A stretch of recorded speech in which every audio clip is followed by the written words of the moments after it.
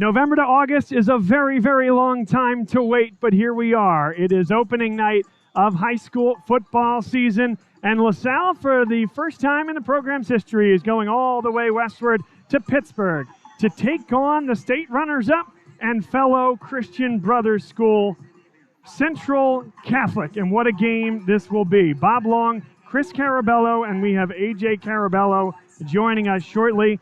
We're going to bring you high above a fantastic venue. It is the Wolverina, the site of Woodland Hills and some incredible games over the span of time. Woodland Hills, Chris, as a quick aside, is a program that's put some of the most players into the NFL, including Rob Gronkowski and others, of any program in Pennsylvania and beyond. But today they're hosting a 5-game showcase. This is game number 2 and maybe the biggest one. LaSalle, a team that lost to St. Joe's Prep but gave the Hawks their best matchup of the year, and St. Joe's went and beat Central Catholic in the state final. Both these teams at the hands of the Hawks ended last season. Now both of these teams have goals to get back to a state final and win it. Chris, a thought on November to August, and here we stand high above, ready to go in 2025. I can't think of a more amazing place to start. I don't think the people watching can get the magnitude of where we are. Not only our vantage point, but this entire complex. It's something, it's built into the side, it's really built into a valley. It's in a very residential area. Parking was near impossible, but what a great way to start. And it's a beautiful night here in East Pittsburgh. It is a beautiful night in Pittsburgh indeed. Sunny skies, that sun is about to set, the lights are on. The only reason that we're still got some time to go is because there was a classic on the game before us. Woodland Hills and North Allegheny all the way down to the wire. We expect this one to be just as good.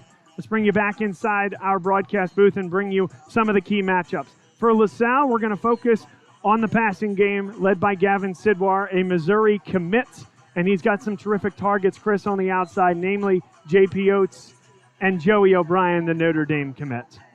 Yeah, the Gavin Sidwar, like if you go back to 4 years ago in that game at North Penn where he made his debut, and he had his ups and downs his freshman and sophomore year, but last year was absolutely tremendous. I can't wait to see what he's going to bring tonight and to this season. He has targets. I think this is the most highly anticipated offensive team probably since Brett Gordon was a player and a quarterback that LaSalle has had. Well, on the Central Catholic side, they're going to throw UNC commit Ashton Blatt off the edge. He can make havoc. He's got an incredible motor. And we talked to Ryan Lehmeyer this week, the head coach of Central Catholic, leading into this game. And he said what makes him so special, yes, the physical attributes. But, Chris, the fact that every single practice rep is like the Super Bowl's on the line. He has a motor unlike anyone Ryan Lehmeyer has ever coached, and he will be a handful for this LaSalle offensive line, which, if we turn our attention there for just a moment, returns 4 of 5 starters, and all 5 players that'll start this year did have time throughout, at least the second deep type roster spots last year. So Grayson McHugh is the one everyone will think about. 6'8", 290 pounds. He's going to Notre Dame as well. But as you go across that line, Chris Berneski played sometime last year. He'll play left guard. Jacob Jackson. This is interesting. A right tackle by trade moves over to center with Seamus Pinkerton moving on to the collegiate game. Andrew Sorge will be at right guard, and Danny Lawyer, more of a swingman last year, will be the right tackle. But Jacob Jackson, maybe most important position, it starts the play, right? The center. How will that center quarterback exchange, mostly in the shotgun, go this year? Well, I think the big thing here is if they can give Gavin Sidwar just enough protection. He has so many weapons out there, whether it's someone coming out of the slot, whether it's someone coming out of the backfield. He has a deep threat. He doesn't need a lot of time. This is a seasoned veteran at this point, and this is a team that played together mostly all last year. Let's flip gears here, and we're also going to bring the third member of our crew into the booth. AJ Carabello is with us here. Nice hat, by the way. I like that a lot. BLS. AJ, I want to get your thoughts on these teams as well. Whatever comes to mind in terms of LaSalle. You saw this team play significant minutes last year. what they come back with. And I know that you're also a student of the game, Central Catholic, all the way to the state final. What stands out about the Vikings? Yeah, I think I first want to bring it back to your original question, just bringing it back to what makes this LaSalle team so special. I think it's the fact that that team accomplished what it did last year with so many returning members this year. You have your starting quarterback back, Gavin Sidwar, and he really improved in 1 year. What's he going to look like this year? We have no idea. This is game one. He brings back his favorite target, Joey O'Brien, maybe the best football player in Pennsylvania by many opinions, and rightfully so. He is amazing two ways on the ball. And then you bring back that offensive line and all the other weapons and everything else that they have from last year's coming back. Plus, this is a senior team. I think they really want to win it all. They want to win the Catholic League like they did last year, bring that hubcap back. But I think this team wants to play longer into the year. They want to get into November and December and get to that state final game, somewhere they haven't been since 2010. And meanwhile, this Pittsburgh Central Catholic team, you bring up, they're a really good team. They're bringing back an incredible offensive line. And they have a sophomore running back who is very, very good. And I think it doesn't hurt that he gets to go behind that offensive line every time and they can create holes for him. So I think that's really what this Pittsburgh Central Catholic team is going to be built upon, is that run game and that offensive line protecting their quarterback and, hopefully helping the pass game develop there. As well as you said, Pittsburgh Central Catholic has some amazing people on the defensive side of the ball. Yeah, I think you nailed it on the offensive side. Let's put some names to those concepts. Jimmy Callis on the left tackle spot, big boy, returning starter. He's offered by 60-plus schools. Just about anybody and everybody wants him to play football there. He's 6'7", 295. So you look at Grayson McHugh, you're looking in the mirror across the way at Jimmy Callis. And this has been the talk of the town here in Pittsburgh at the high school level, has been this team's offensive line. John Sasek, Matt Bowers is going to be a senior center at 300 pounds. Cole Bayer, he's 300 pounds at the right guard position. And then finally, James Halter at 270 pounds at 6'5". So Chris Black is the running back you talk about, the sophomore, jitterbug, but powerful for his size as well. And they're going to rely on him because it's a sophomore quarterback who was not the starter last year, Owen Herrick, who's going to get his first real varsity action, but he practiced with the ones at times last year, knowing that their all-world quarterback was going to be moving on after last season. And he feels ready to go. Ryan Lehmeyer trusts him. And I think that's going to be a really intriguing matchup to see him going up against LaSalle's secondary. Let's take a quick break here, folks, to just give you a sense of where we are here. There's 15 minutes on the clock, counting down here from Woodland Hills High School. And we're going to take our quick break. We'll come back in a few and continue previewing this one. This will be the latest kicking game here in Pennsylvania on opening weekend, so we're glad that you're here with us for it. Show you a better way to spend your state income taxes and get the money to where it's needed the most to the thousands of qualified kids. What we like about Blocks is they really know where the need is. This program ensures that their dollars come 100% into these kids for their tuition assistance. If you are able, Blocks makes the EITC piece go very quickly and very smoothly. Turn your PA state tax liability into need-based scholarships and receive a 90% tax credit. Dunphy Ford is Mayfair's neighborhood Ford store. Nobody knows your neighborhood like Dunphy Ford. Nearly 40 years. Right here on Frankfort Avenue. Generation after generation. Our neighbors continue to be our customers. We have access to the cars and trucks you want with financing you need. Dunphy Ford is Northeast Philly's first choice for America's #1 brand. 7700 Frankfort Avenue in Mayfair. Online at www.dunphyford.com. Come experience the Dunphy difference. You'll be glad you did. My name is Patrick Donahue, a franchise consultant with FranChoice, the premier network of franchise consultants in America. FranChoice is a company that helps people find a franchise business that's the perfect fit for them. We work with the people who want to own a business but don't really know how to find one that's both a top-notch opportunity and a great match. We specialize in franchise opportunities with the following 3 characteristics: low investment, high margin, and rapid break-evens. The best thing about our service is that it's free to the public. We're paid by franchise companies for this service. The process is simple. First, we do an introduction. Then the candidate provides me with information. We have a consultation based on that information, and we build what's called the model. Once we have that model, we'll share that with 3 great opportunities that match your criteria. I will follow up with you through the entire process. Obviously, the best opportunities fit the criteria mentioned above, and the right way to find those opportunities is to spend some time with the people who work with the very best franchise companies looking to expand in your local area. I'm humbled by your consideration, and I look forward to speaking with you soon.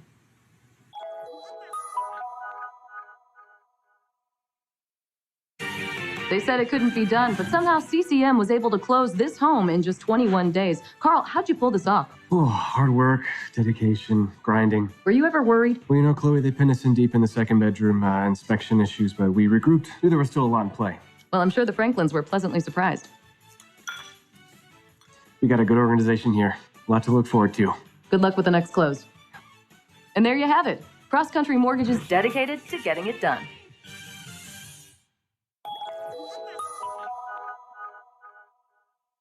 So, it's time for your business to renew your lease. Or perhaps you're right-sizing or relocating. This can be an exciting time, but it's also a major project to undertake. Hundreds of decisions to make, some of which may impact your business for the next decade. You know you need an expert on your side from start to finish. What if this expert had no conflicts of interest, no landlords to answer to, and a fiduciary responsibility to work solely in your best interest? Someone who knows the questions to ask, the levers to pull, the pitfalls to avoid. Enter the experts at Gola Corporate Real Estate. They've seen it all over the course of thousands of transactions in dozens of industries. Gola gets it. And what if those experts came with a team? Subject matter experts to manage everything that comes with this process. Space planning and design, relocation planning and budgeting, helping you manage your vendors, construction oversight, all with zero out-of-pocket cost to you. A turnkey experience that adds real value, value that flows right to your bottom line. Gola gets it. We've been partnering with clients like you for over 40 years, and we know what's important: solving problems, creating flexibility, protecting and stretching your dollars. Philadelphia-based with a national presence. Get to know Gola. Gola gets it. When your car needs repairs and you can't wait, Meineke can help. With life's crazy schedule between work and family, you'll love Meineke's same-day service. Call today and Meineke will get your car in today. For new brakes, exhaust repairs, or your check engine light comes on, trust Meineke to do the job right. And families have been coming to Meineke for years because Meineke works on any make or model vehicle. Same-day service, value, and trust. Meineke, doing car care right. Be a part of the biggest live events. The must-see matches. The game day celebrations. Experience live sports and entertainment the way they're meant to be seen. With Joe Hand Promotions, the global leader of live entertainment for bars, restaurants, and cinemas. Create unforgettable moments that fans won't want to miss. Keep the food and drinks flowing with watch parties that will bring customers in the door and expand dwell time. And watch as these visitors turn into loyal customers with exclusive content relationships with the nation's largest sports and entertainment providers. In over 10,000 bars, restaurants, and cinemas across America, and customizable packages for every type of venue. Make your business the place for the next must-see event. Because if fans can't make it to the stadium or arena, your venue is the next best place.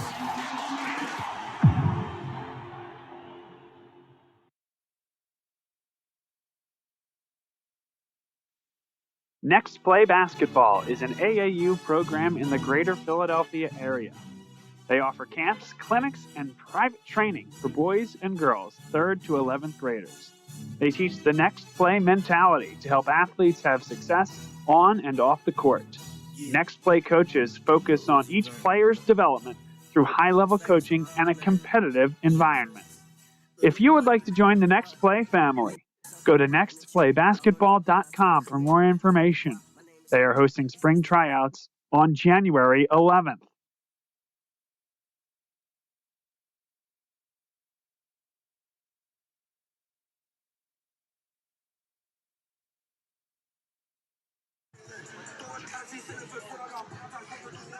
Welcome back, folks. Bob Long, Chris Carabello, AJ Carabello, and let's give you this gorgeous view of the Pittsburgh sunset over the West End Zone here at Woodland Hills Wolverina, one of the great venues in all of high school football. There is still some time on the clock here, and I want to let everyone know that we will be here certainly with you throughout leading up to kickoff, but because of game number 1, which started at 5 o'clock between Woodland Hills, the home team, and North Allegheny, one of the primary 6A suitors that Central Catholic will face off against in the WPIAL, and certainly a team that, if LaSalle does everything they want to do, they could see in a state final. That game went down to the wire, and so this one is delayed. But we appreciate everyone being here with us. Let's bring you back inside the broadcast booth. Going to have AJ tuck in tight here. And here we go. AJ, Chris Carabello here. Really special for you guys to be here with me here tonight. Father-son duo. AJ, you've been at these games for LaSalle High School for many, many years, but again, a student of the game statewide at the high school level. Let's start again with you. If there's one key matchup, we talked a lot in our open about some of the keys for both teams. What do you think is the one thing that decides the contest here tonight? I think it's going to be LaSalle's secondary. I mean, it's led by Joey O'Brien, but a lot of players who didn't play as much last year, and whether he's going to play safety or cornerback is really maybe matchup dependent, seeing how each guy looks, versus Pittsburgh Central Catholic's first-time starting quarterback. I think if all they can do is run the ball, even though they have that great O-line and that amazing running game, if you're one-dimensional and just running the ball the entire time and there's no threat of the pass, LaSalle secondary did their job, and they shut it down, and they're going to let LaSalle's front seven stop the run game all day. Chris, what's your key? So mine's going to be opposite that. Mine's going to be, as good as Pittsburgh Central Catholic's offensive line is, I think LaSalle's offensive line is maybe not as big, but very talented, and I think they can give Gavin Sidwar the time he needs. He has more weapons. I'm going to stop you right there, because right here, right now, statewide, we're going to match up sizes of these offensive lines, because Central Catholic has an incredible offensive line, huge. But I'm just going to read some numbers position by position, and you tell me. Left tackle, Jimmy Callis, 6'7", 295. LaSalle's left tackle is Grayson McHugh, 6'8", 292. Chris Berneski is LaSalle's left guard, 6'3", 295. John Sasek, a junior for Central Catholic, 6'6", 300. The center, Matt Bowers for Central Catholic, 6'4", 300. And LaSalle center, Jacob Jackson, 6'2", 268. At the right guard position for Central Catholic, Cole Bayer, 6'1", 300 pounds. Andrew Sorge for LaSalle at that same position, 6'2", 292. And then at the right tackle position, James Halter, 6'5", 270. Danny Lawyer, 6'3", 285. There might be a couple pounds there on Central Catholic side, but LaSalle has a pretty darn good offensive line too. Absolutely. I think the big difference, though, is you have a quarterback starting his first game and a quarterback who signed with Missouri. And I think that's going to be all the difference in the world. Gavin Sidwar has matured incredibly since that opening game at North Penn High School 4 years ago, and he has more weapons offensively. I think X is as good as their running back. They just don't have the outside threats. They don't have the receiving threats. And we're talking about Ozzie Nelson, of course, for LaSalle High School, who does go by X. A lot of weapons on both sides. Push back a little bit on Owen Herrick, the sophomore, 6'2", 185. He's a guy that they feel by the time it's all said and done is going to have those same types of offers. They feel really good about having him at quarterback, but you're absolutely right. You think about years ago, we had a chance to see Stone Saunders at Bishop McDevitt in Harrisburg, his first ever game as a high school quarterback. He struggled in that game, ended up becoming the all-time passing leader in the state of Pennsylvania. So that's not to take a thing away from him. Maybe nobody better to do it in Pennsylvania in a long, long time. But it is game number 1, and how ready to go is he? How much can that offensive line that we talked about keep Owen Herrick upright tonight?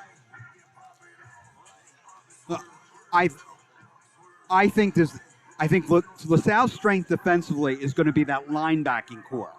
I don't know how much they're going to be able to throw the ball, but I think LaSalle's linebackers, led by the transfers of Key Scott, is going to make a huge difference. If they might be able to hold off LaSalle's defensive line, but I think LaSalle's going to get penetration from the linebacker core.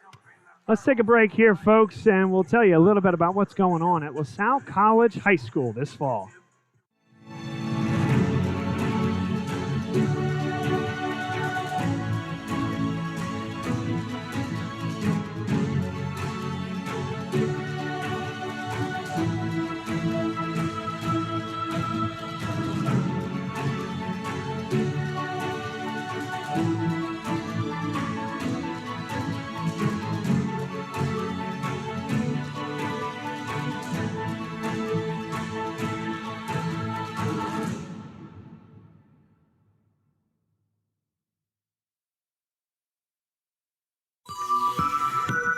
More people are choosing Faulkner Infiniti of Willow Grove for the outstanding customer service and the extraordinary selection of Infiniti vehicles. Like the all-new 2025 QX80, it's unlike any luxury SUV you've ever experienced. With an all-new design and groundbreaking technology, the QX80 has set a new standard in its class. Come experience the QX80 and the entire Infiniti lineup at Faulkner Infiniti of Willow Grove. To be sure.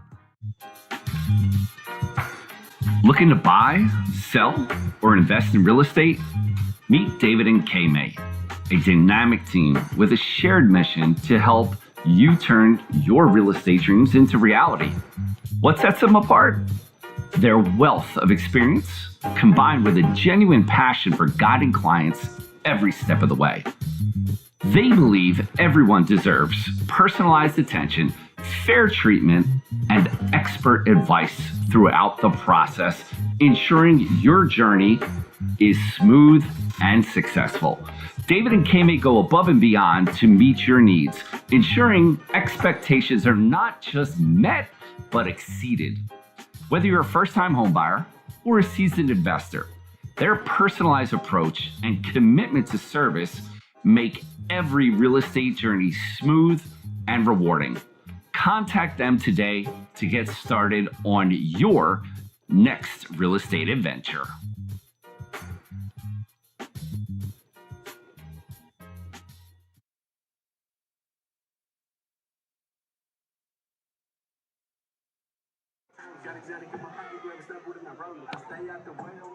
Welcome back, folks. We still have a good amount of time here, 6 minutes and 15 seconds until we get going in this one.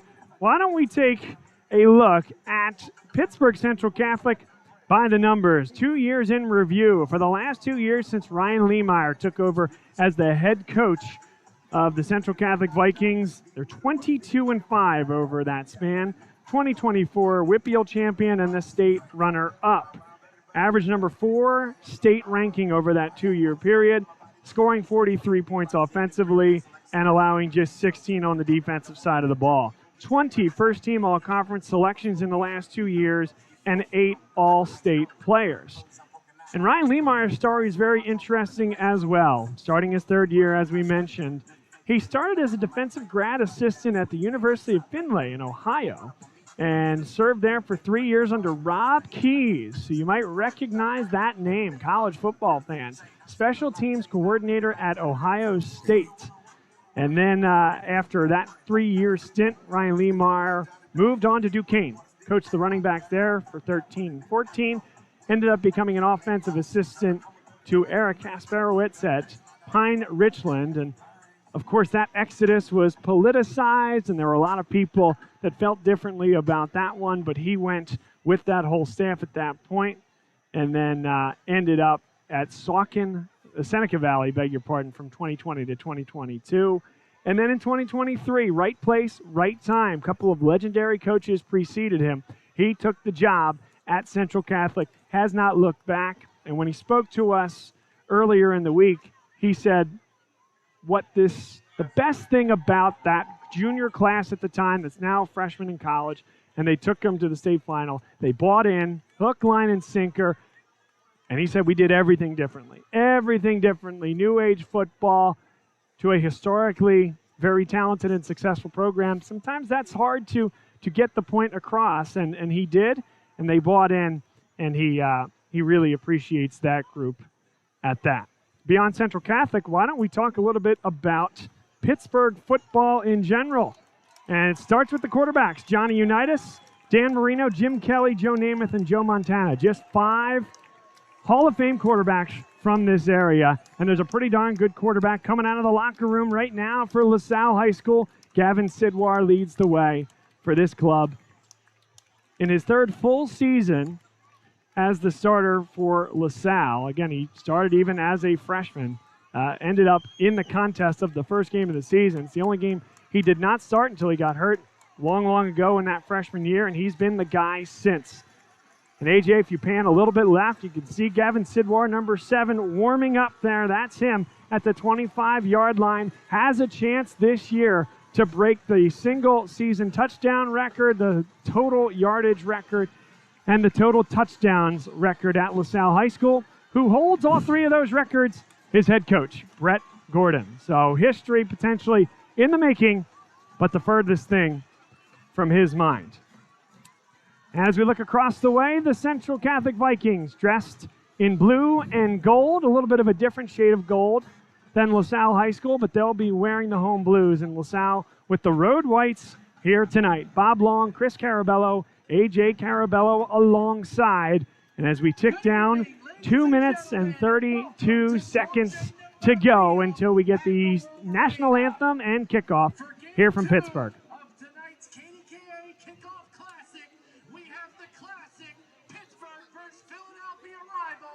Representing Pittsburgh, the Central Catholic Vikings, and representing Philadelphia, the LaSalle Explorers.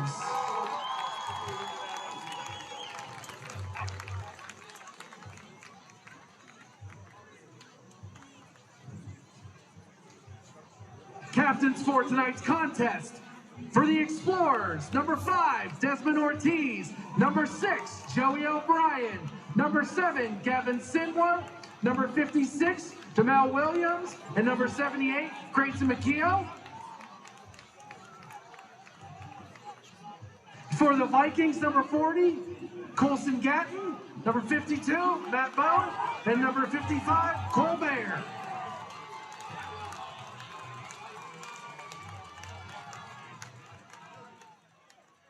A legendary venue, a big-time contest, depending upon where you look, number 2 versus number 3 in the state.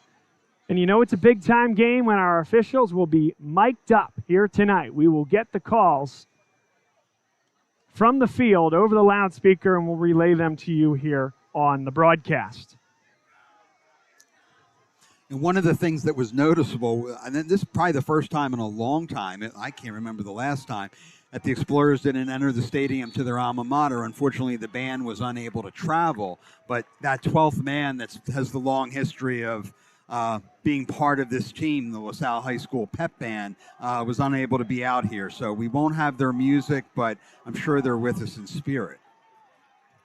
One of the best bands, the best band, certainly, that we come across week to week, and we can't wait to see them next week in Ocean City, New Jersey. A Christian Brothers Classic about to get underway. I'm going to say it. Hopefully the first of many between these two programs. To kick it away, Central Catholic. Antonio DeFato, first-year starter at the kicking position, will kick it deep. Jimmy Mahoney and Owen Johnson back deep to receive. Let's get this underway. High school football in 2025 is underway. A line drive kick on one hop, scooped up there at the 5. Blocks develop at the 20. A good move at the 30-yard line and out to the 35 for Owen Johnson, a sophomore that I don't think enough people know about quite yet. And I think folks in this LaSalle community feel like by the end of this contest, a lot of people will. Absolutely. His older brother, Lucas Johnson, is a defensive back, but Owen was highly anticipated to come to LaSalle and to play for LaSalle, and, well, he's here. Lucas Johnson will play as a senior in the secondary, but Owen Johnson will be one of those primary wideouts. Gavin Sidwar, the starting quarterback. J.P. Oates at tight end. They're going to go trips on the far side of the field, and an early flag offside against LaSalle, lining up in an offside position.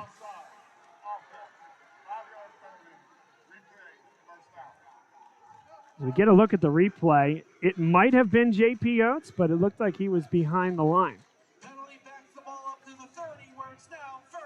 First and 15, line to gain is the 45-yard line.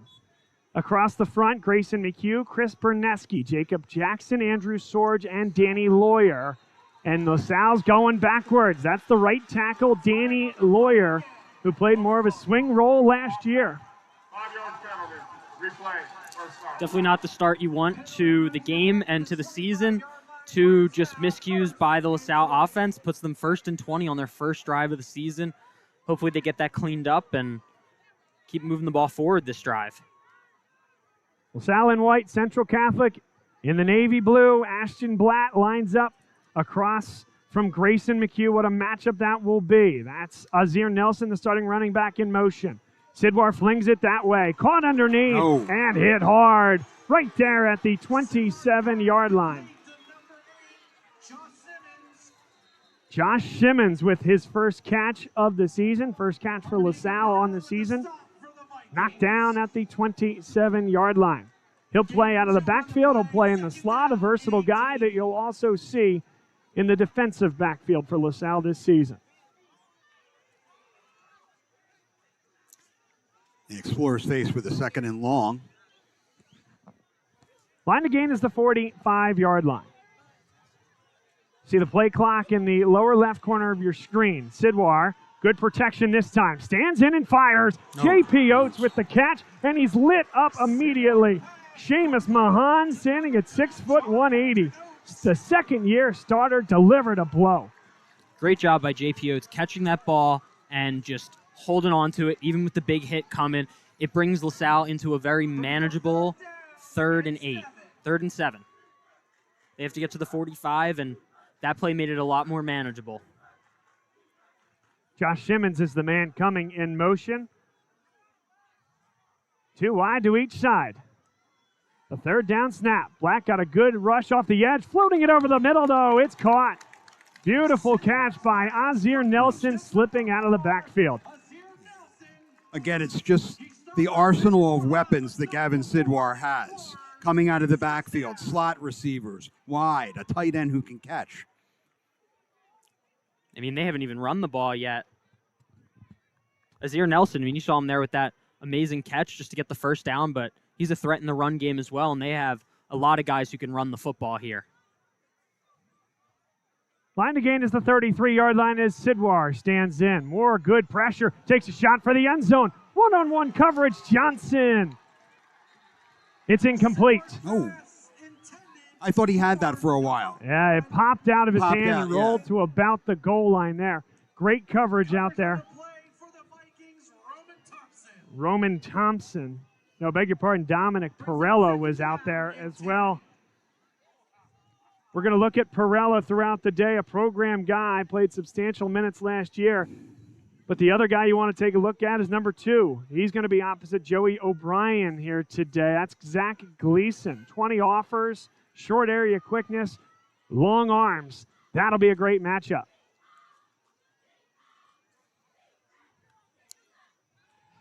Sidwar stands in. Got to get rid of it, and does not.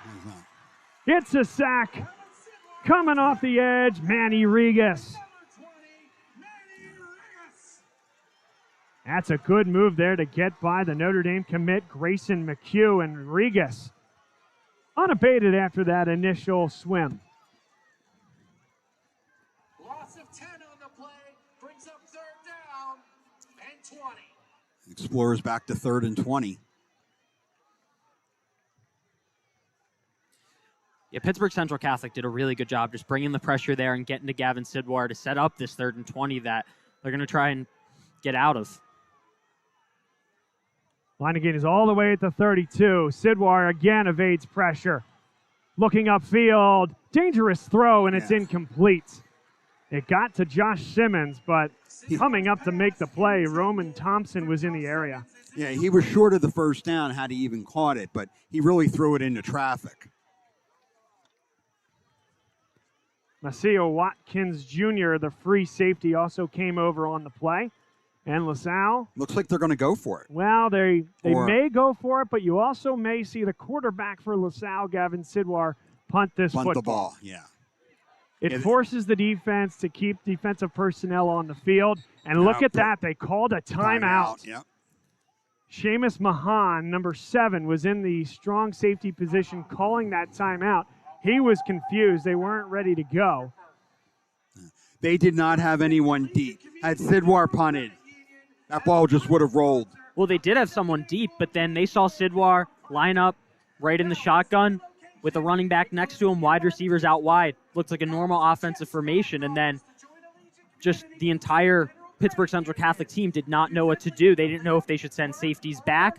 I doubt the punt returner is much of a defensive player, but he's probably a return specialist, and putting him on the field would have been a disadvantage. They did the right thing, called a timeout, and we'll see how LaSalle attacks us, if they actually go for it on 4th and 20 or if they actually punt it away. The offense has stayed out there. But again, keep an eye on the depth of Gavin Sidwar's drop. That, I think, will determine the entire situation here. You can see how many guys are on the right side of that line. He might drift that way. So use that extra blocking to punt the football. And it's exactly what he's done. It's a great punt. Returnable from the 15-yard line. A lot of space. Gets a block. McHugh went down. Oates is having trouble getting into the play. And Central Catholic is across midfield. Joey O'Brien ended up making the play, but Chris Black Jr., who we might see on the very first offensive snap from the running back position, gets it started in special teams. Yeah, that kind of backfired. You don't have traditional gunners. No, they were on it. He was able to field the punt, and they didn't have coverage. One thing I noticed on that play is that number 0, the transfer linebacker, Zyke Scott, did line up as one of those outside men on the right side.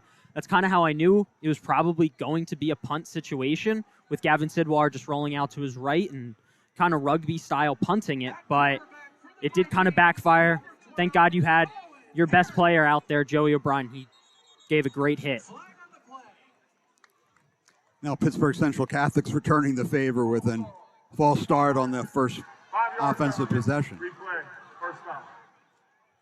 It is game number 1, week 0. Yes. Let's look at this offense. For Pittsburgh Central Catholic, Jimmy Callis, John Sasick, Matt Bowers, Cole Bayer, and James Halter. The vaunted offensive line. They've been written about, discussed, and bantered about all throughout Pittsburgh leading into the season.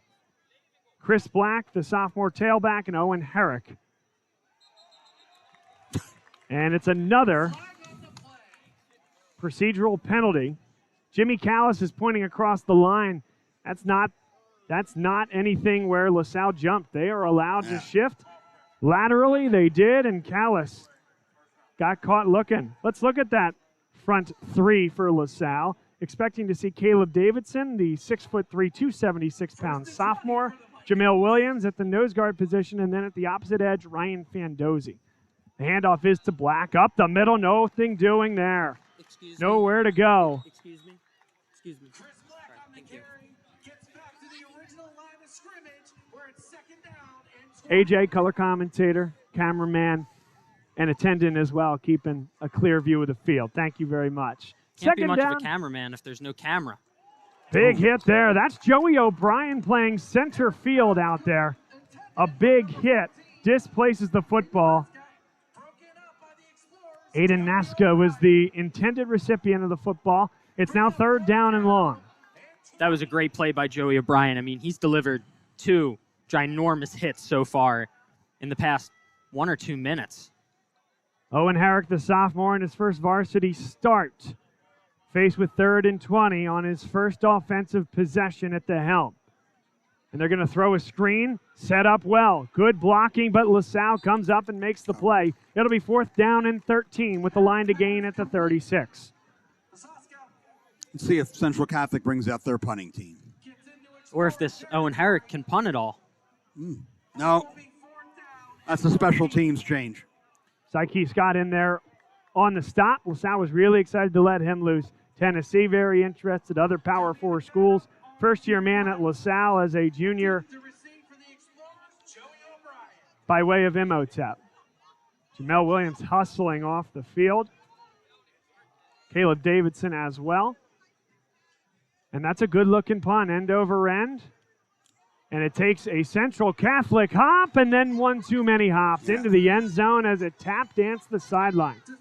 That was a great punt. I thought that was going out of bounds within the 10-yard line. I thought it went out of bounds at the 6. I thought it had touched the line at the 6.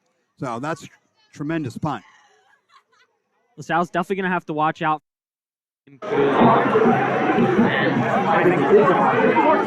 I think it did.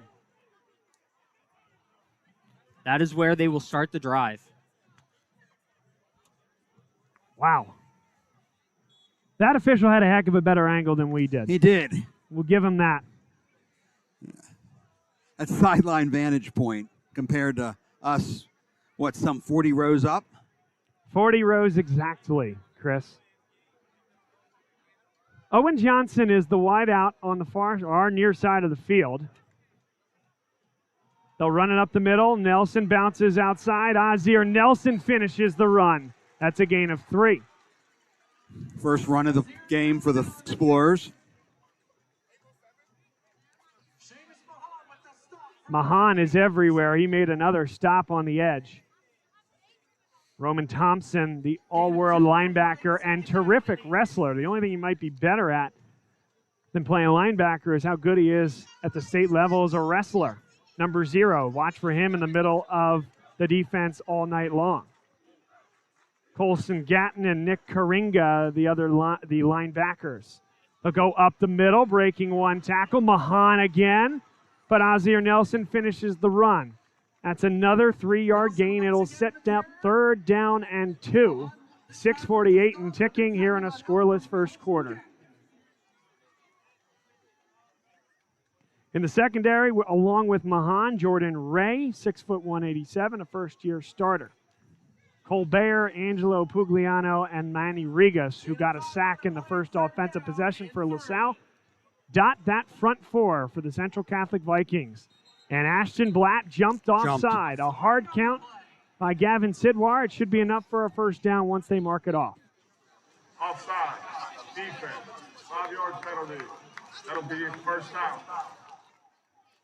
Great job by Sidwar there to get the UNC commit to jump off sides and reset the downs, move up 5 yards, and 1st and 10 here for the Explorers.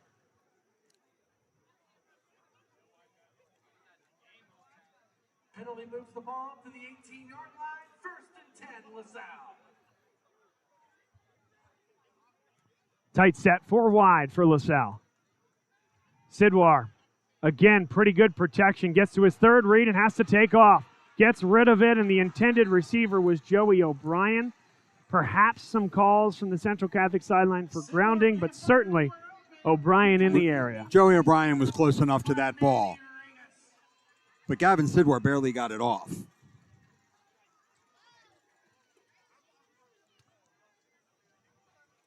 That was a question for this LaSalle team. The coaching staff feels good about the offensive line, and certainly they have a lot of contributors back from last year. The question is, will they take that elevation, that step up from last year?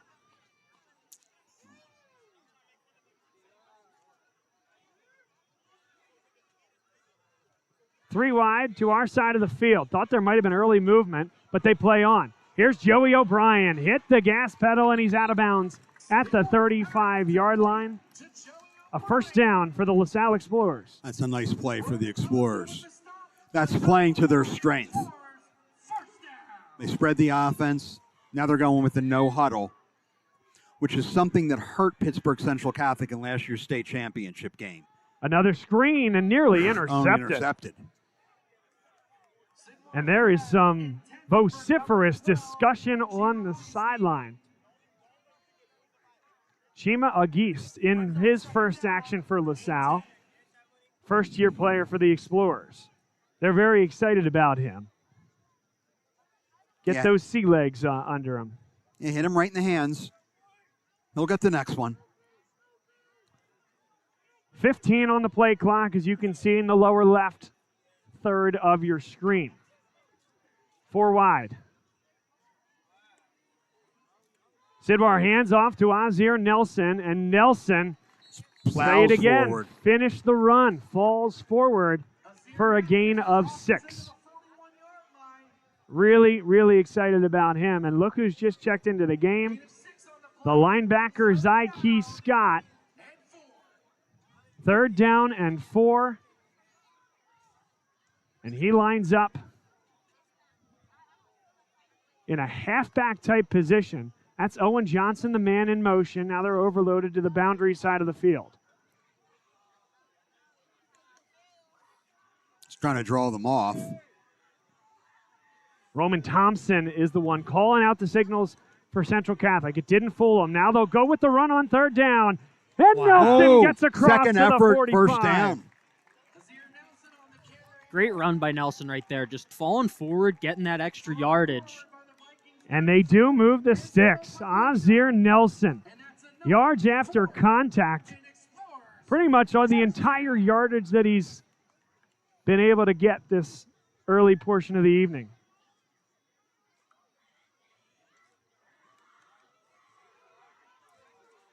Nelson comes back into the backfield. A lot of pointing there. Screenplay, J.P. Oates, upended and dropped. Seamus Mahan again, he can lay the boom. Zach Gleason, you can see why he is a terrific defensive back. Watch his work getting off this block on the near side of the field. Absolutely beautiful. Threw a block in the back that wasn't called against Owen Johnson. Seamus Mahan is everywhere tonight. But the play doesn't happen to Mahan unless Zach Gleason gets off that block on the edge. Terrific play by the junior. 2nd and 9 for the Explorers.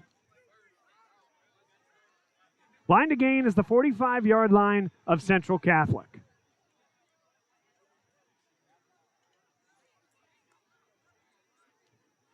And Central Catholic had that one read well. Yeah, that a one. big-time play. Number 87 in there, Dom Petruzzi, the 240-pound defensive end. That fooled nobody. We had talked about, AJ and I had talked about the ability for LaSalle to run an end around or a sweep like that, whether it be to Des Ortiz or to Owen Johnson. Central Catholic sniffed it out. Now they have 3rd and 15. Loss of 4 on the play, 6 on the play. It's a 15-yard scamper that will be needed to get a first down. Here's the 3rd down snap. Sidwar into the flat. Nelson gets downhill. He's upended, and Zach Gleason shows the toughness. It'll be 4th down. 4th and manageable, though, here for LaSalle, and I expect the offense to at least consider the look before punting this one away.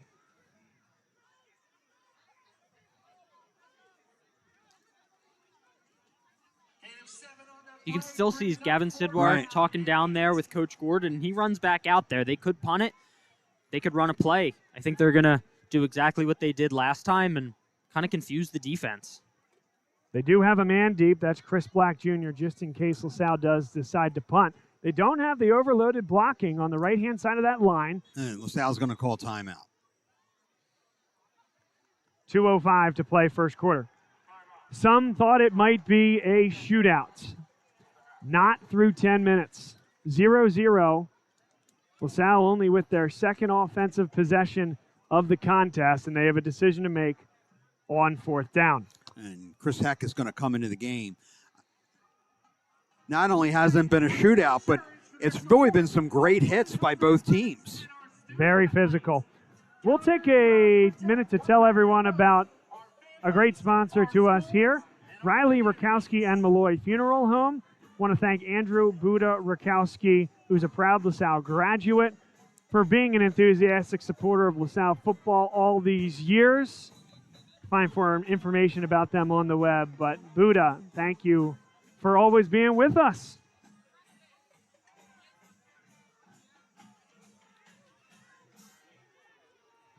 So now LaSalle will move into the more traditional punt formation. Chris Black is the deep man. Heck got the punt off, but just barely. It takes a great LaSalle hop, and it's to about the 27-yard line. Did he get a hand on that? I don't think so. We'll get one more look, though. I don't think he got to that football. We can slow it down even more for you.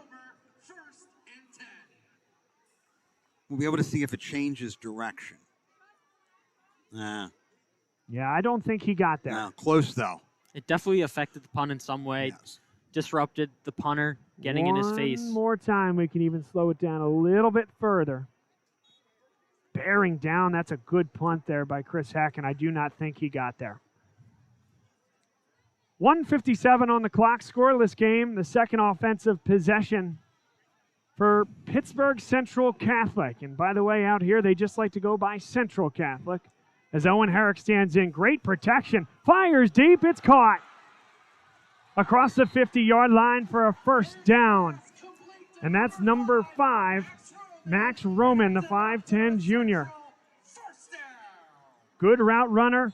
Ryan Lehmeyer tells us he'll play in the slot throughout the evening. Good protection.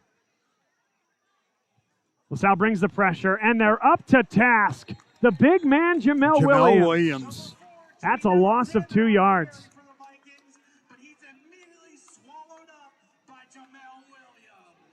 Williams, one of those guys, we talk about it all the time, does not get the credit he deserves. Certainly last year we did. When LaSalle moved to a 3-4 defensive scheme based upon personnel needs, his job is to absorb 2 offensive linemen. He didn't get the same tackle numbers that he had his sophomore year, but Dave Sowers, the defensive coordinator, would tell you he had a terrific year. Herrick over the middle, nearly intercepted. Almost intercepted by Joey O'Brien. Joey O'Brien playing center field in that free safety position. LaSalle excited to get him out of that cornerback role in some regards where possible so they can make plays like this right here. Brings up 3rd down and 13.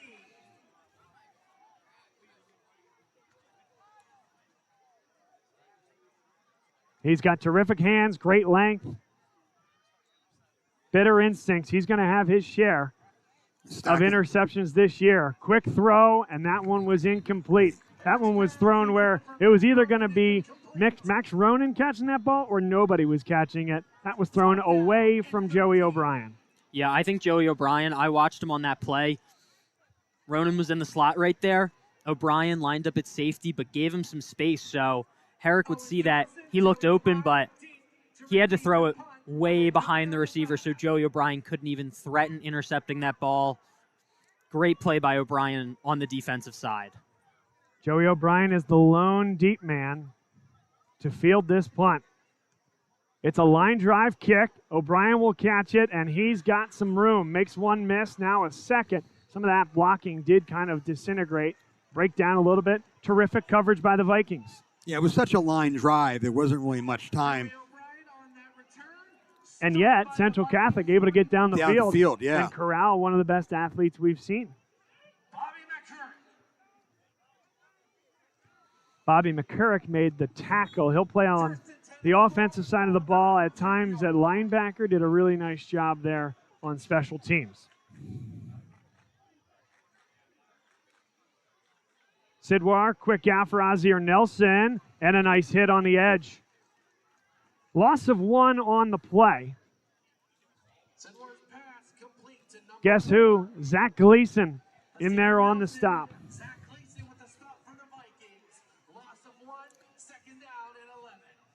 The Explorers did a much better job of throwing the ball downfield on their first possession they have on the last 2. See if they can get back to doing that. Owen Johnson to the wide side of the field. O'Brien on the boundary side. They'll run it up the middle. Nelson is hit and dropped. He did gain 1, but good penetration, knifing into the backfield. Explorers get back to the original line of scrimmage. They'll have 3rd and 10. And you saw Manny Regas come inside there. We think we'll see a lot of him on the edge, but slides inside, kind of that undersized defense. Your score at the end of 1 quarter of play. The Central Catholic Vikings and LaSalle Explorers. And that's it. 1 quarter of play in the books. No score between LaSalle and Central Catholic. One of the great games we'll see in week 0 here in Pennsylvania. Stay with us.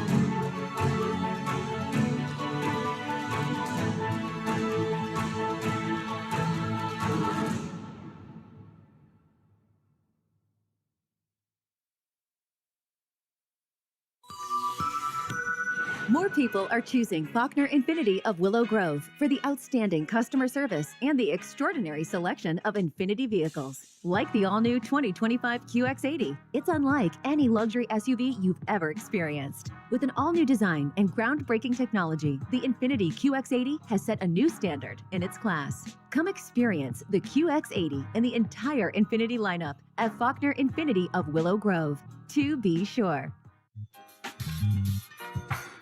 Looking to buy, sell, or invest in real estate? Meet David and Kay-May, a dynamic team with a shared mission to help you turn your real estate dreams into reality. What sets them apart? Their wealth of experience, combined with a genuine passion for guiding clients every step of the way. They believe everyone deserves personalized attention, fair treatment, and expert advice throughout the process, ensuring your journey is smooth and successful.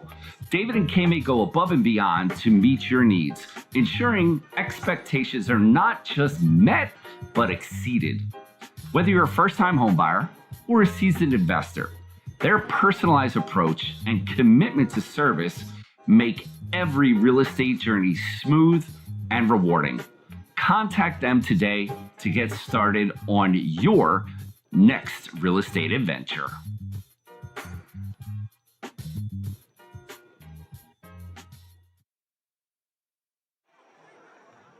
I love it. He's got a Second quarter underway here from the Wolverina. Woodland Hills High School. Woodland Hills a heartbreaker against North Allegheny in the first game of the night. Came down to the final play of the game. A long throw attempt went begging. And North Allegheny in the 6A gets off to a great start, coached by Art Walker. Art Walker, by the way, the former head coach of Pittsburgh Central Catholic. So now coming out of the quarter timeout break, 3rd down and 10 for LaSalle. More good pressure. But Sidwar eludes, and he's got a man. Owen Johnson makes the play, and LaSalle takes the top off. There's your deep threat. One more look, and this is what Missouri loves about Gavin Sidwar, the ability to move with purpose in the pocket and looking to throw. And Owen Johnson, welcome to the show, young man. A big play. The Explorers go right into no huddle. Back to Owen Johnson. J.P. Oates cleaned up. Yeah. Dominic Perella. Certainly, Central Catholic able to get hats to the football really good. But if we get a look at this on the left side of your screen, J.P. Oates just eliminating Perella. And that's really the strength of J.P. Oates. People think he's a receiver. He can block as well as anyone. I mean, he truly is a tight end. Yeah, LaSalle has a lot of athletes here. Like you just saw Owen Johnson. You obviously know about Joey O'Brien. When those athletes get some space, J.P. Oates can get right in front of the defenders and block. But also, he is a great receiving tight end. 2nd down and 7. Good throw to the outside, and it was dropped at the 5-yard line. And that's the second drop for Chima Auguste. Well, perhaps third time will be the charm. He's getting open. He's getting I think open. He just needs a couple catches, and I think on both plays he's been so open. He's thinking about the motion and taking the next steps and avoiding defenders. And when you don't catch the ball, you don't get any yards, and you can't get those extra yards that you want after you catch the ball. He comes off the field for now, but I think that's one where Brett Gordon and the offensive staff is thinking, hey, let's get him back on the field when we can and get that confidence, go right back to him. Screenplay, Joey O'Brien upended at the 6, beg your pardon, the 9-yard line. It's a gain of 2. And it'll be 3rd down and about 4, maybe 3. It's going to be 4th down, Bob. After the beg your pardon. Drop and the screen. Right, it's 4th down. Plays. So what does LaSalle do? They are in a defensive struggle. Do they take the points? It would be a 26-yard field goal from the near side hash. Oh, They're coming in for the kick, it looks Chris like. Heck is coming in. I think you have to put points on the board. 10, 17, and ticking. We saw what happened in the last game. 3 points could be the difference maker come the 4th quarter. And now I guess Central is called timeout. No, LaSalle. Second timeout taken by LaSalle in the half. A chance to tell you about our friends at the Great American Pub, a terrific place to go with your family. To our Pittsburgh Central Catholic fans, next time you're in Philadelphia, head on down to Conshohocken. It's a great little town right outside of the city limits. And ask for Chuck Hempshire. Tell him that Bob Long Sports sent you. But for our LaSalle fans, hop on down there before, during, or after the big game. They have great food specials, great family environment. And if this is the time of year for the rooftop deck with a great view of downtown Conshohocken and the Schuylkill River. Yes, Pittsburgh folks, it is a beautiful look at the Schuylkill River. I wouldn't go past the banks, but from up top, it looks great. We thank Chuck Hempshire and the whole Great American Pub team for their sponsorship. They might not need to go past Conshohocken to see the beautiful Schuylkill River, Bob. Right. Heck from the near hash, 26 yards away, blasts it up and through. That's good. And LaSalle is on the board here in the 2nd quarter. I thought when they went into the timeout, they might come out, put the offense on the field, but it could have been a situation where just the kicker, the holder, the entire line just didn't feel comfortable with the amount of time left on the play clock. Just call a timeout. It's the first half. A lot of times those timeouts don't get used. Use them or lose them, and for the second half it restarts, and that might be really when you're going to need those timeouts. But use it, get some points on the board, and be happy with that drive. You showed the deep threat of Owen Johnson. Your offense is going to be able to open up and, just kind of keep opening up those different aspects, maybe get a couple run plays next time. Azir Nelson's done really well, falling forward, chugging along, so combine it all into one. I think you got a touchdown soon. Media timeout here on the field. I promise it's not us, but we'll be right back. Show you a better way to spend your state income taxes and get the money to where it's needed the most to the thousands of qualified kids. What we like about Blocks is they really know where the need is. This program ensures that their dollars come 100% into these kids for their tuition assistance. If you are able, Blocks makes the EITC piece go very quickly and very smoothly. Turn your PA state tax liability into need-based scholarships and receive a 90% tax credit. Dunphy Ford is Mayfair's neighborhood Ford store. Nobody knows your neighborhood like Dunphy Ford. Nearly 40 years. Right here on Frankfurt Avenue. Generation after generation. Our neighbors continue to be our customers. We have access to the cars and trucks you want with financing you need. Dunphy Ford is Northeast Philly's first choice for America's #1 brand. 7700 Frankfurt Avenue in Mayfair. Online at www.dunphyford.com. Come experience the Dunphy difference. You'll be glad you did. My name is Patrick Donahue, a franchise consultant with FranChoice, the premier network of franchise consultants in America.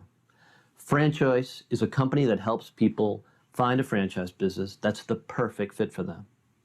We work with the people who want to own a business but don't really know how to find one that's both a top-notch opportunity and a great match. We specialize in franchise opportunities with the following 3 characteristics: low investment, high margin, and rapid break-evens. The best thing about our service is that it's free to the public. We're paid by franchise companies for this service. The process is simple. First, we do an introduction.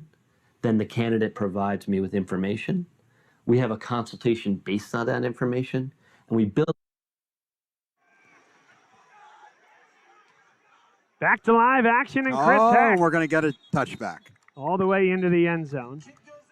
That's a good thing if you're a LaSalle fan, because Chris Black has shown us already how electric he can be with the ball in his hands.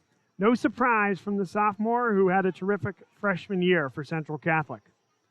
Penciled in since day one when he arrived on campus in Oakland. Oakland, by the way, the site of the University of Pittsburgh. A Christian Brothers classic. 2 schools with immense respect for one another. Who have never met each other in football. That's right. Love to see that. Hopefully this is the first of many matchups between these 2 Christian Brothers schools.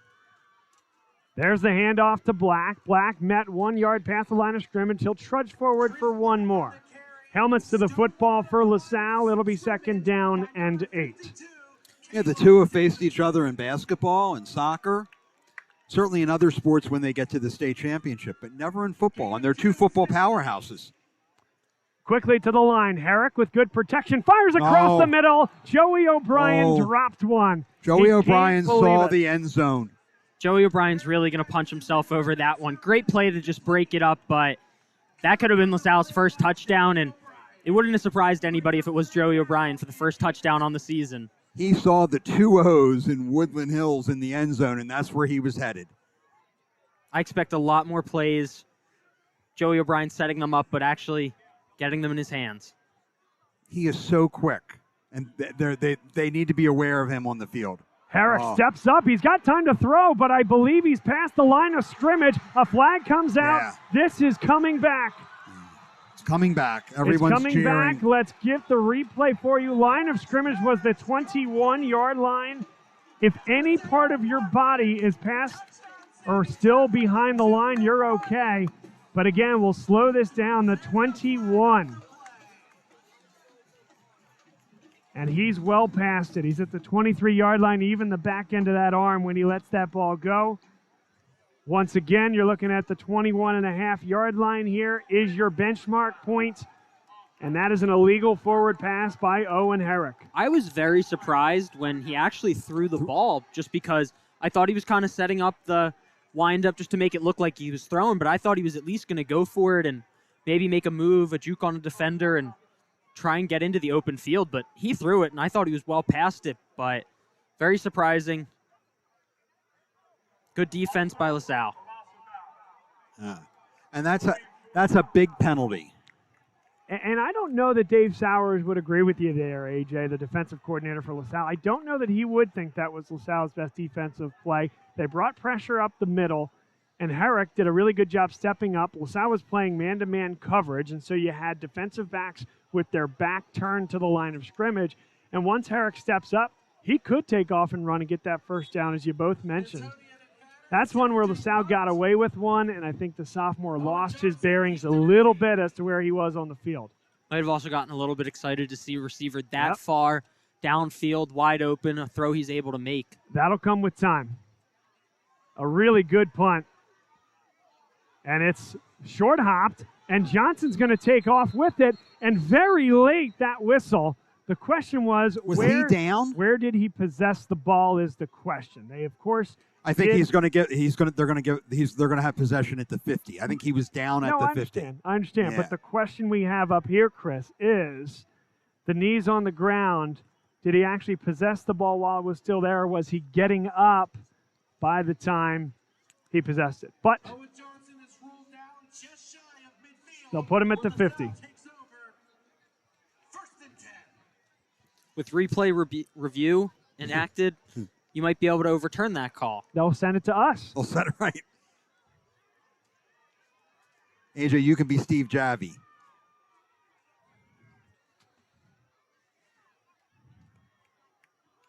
Sidwar flings it to the outside. A little miscommunication between him and Owen Johnson. That might have gotten tipped as I well. think that the ball ball got looked tipped. like it was changed direction a little bit. All of a sudden, it sailed. Nah, I don't think that was tipped. But we can slow it down again for you. Looks wobbly. Good rush off the edge by Karinga. I think he gets it right there. Interesting. It's incomplete either way. Oh, here we go. Screenplay.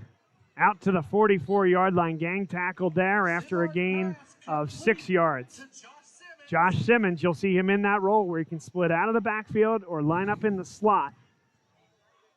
And the junior did a terrific job. You would think 4 down territory here, 2 plays with which to work. Line to gain is the 40. Yeah, particularly inside the 50.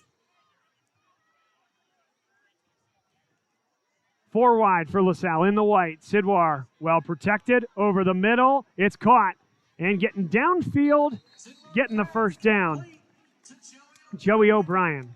Gain of 9.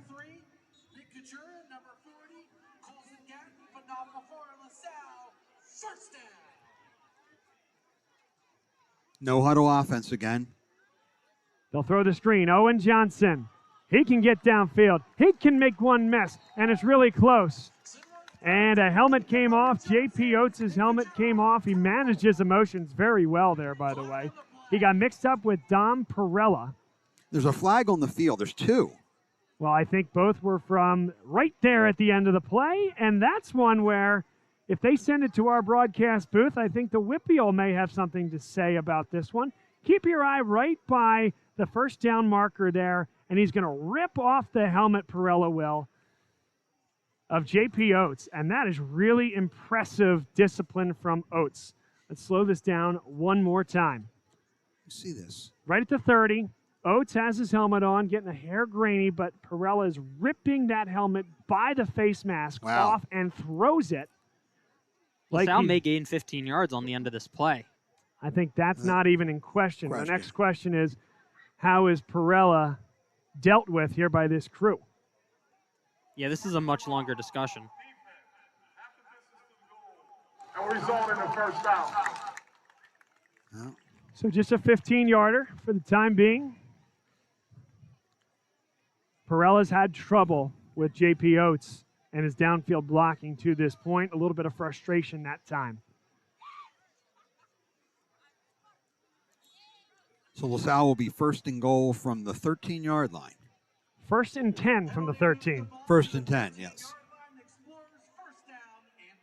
Oates, there's nobody out in there. They're giving him a ton of room, and Oates is wide open. We called it. Sidwar saw it, and Oates dropped it. This could not have been drawn up any better.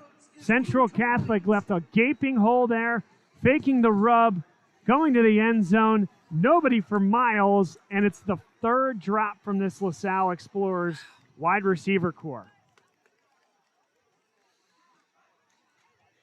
That one definitely hurts a little bit. Yeah, that stings.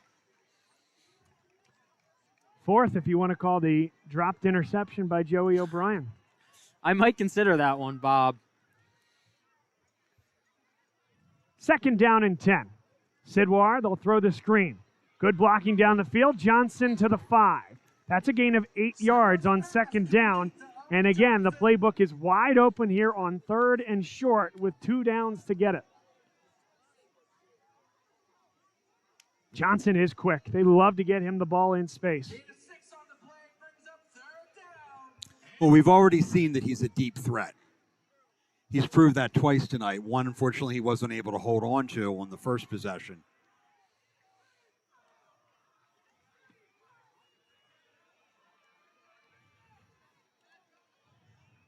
J.P. Oates comes in at the true tight end type possession. Ozzie Nelson is the running back. They'll go to Nelson with a burst inside And the 2 touchdown. with the push. And they have touchdown. Near side official was running in at the 1. Far side official had the touchdown call.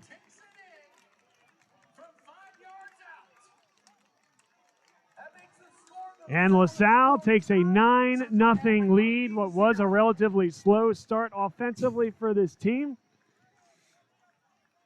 Now they have a little bit of a cushion, a 2-possession game midway through the second quarter.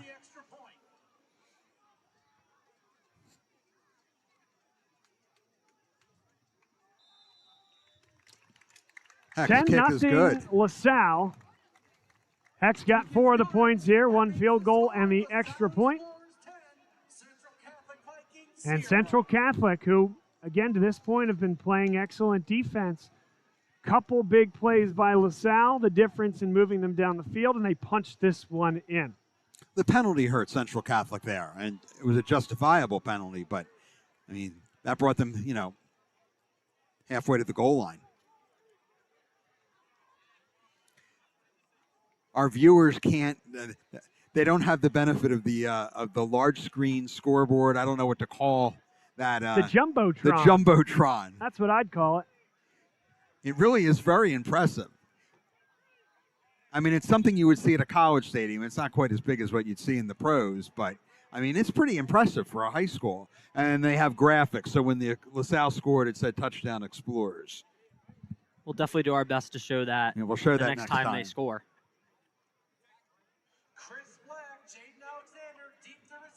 Alexander and Black, the 2 deep men for Central Catholic. Want to thank everybody for joining us here tonight. This is Bob Long Sports in our inaugural broadcast of the season. Super excited to get our WEXP student broadcasters back next week when we go to Ocean City, New Jersey. Big hit there, but he stays on his feet. It's a nice job there by Jaden Alexander to stay up. But Chris Heck, again, with that bouncing kick, very difficult to control. Yeah, you saw them struggle there. They tried to bat the ball down a little bit before the 10-yard line, so it didn't go in the end zone, and they had an opportunity to return it. But it also allowed LaSalle some time to get all of their special teamers towards the ball. LaSalle 10, Central Catholic 0.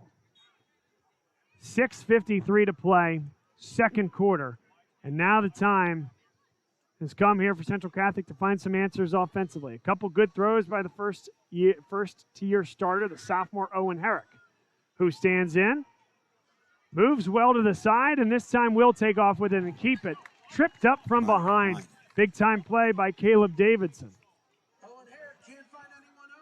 Davidson, a sophomore who played big minutes last year. Was that Williams who got out there? They had Williams. Davidson's out there as well, number 52. That one was Williams all the way to the edge. And a big-time play. That is a catch, but a huge loss. Amari Wormsley, the 5'10", 140-pound senior, did a nice job hanging on to that football. Central Catholic is doing a very good job of containing Zaki Scott. You can see 0 right there in the middle, and he is being blocked. Herrick on third down, fires across the middle. It's enough for a first down. Shoestring tackle there by Chima Auguste.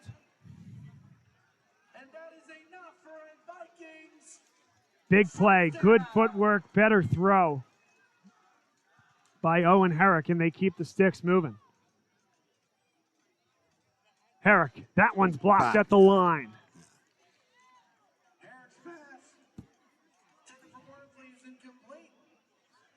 Wormsley was the intended receiver.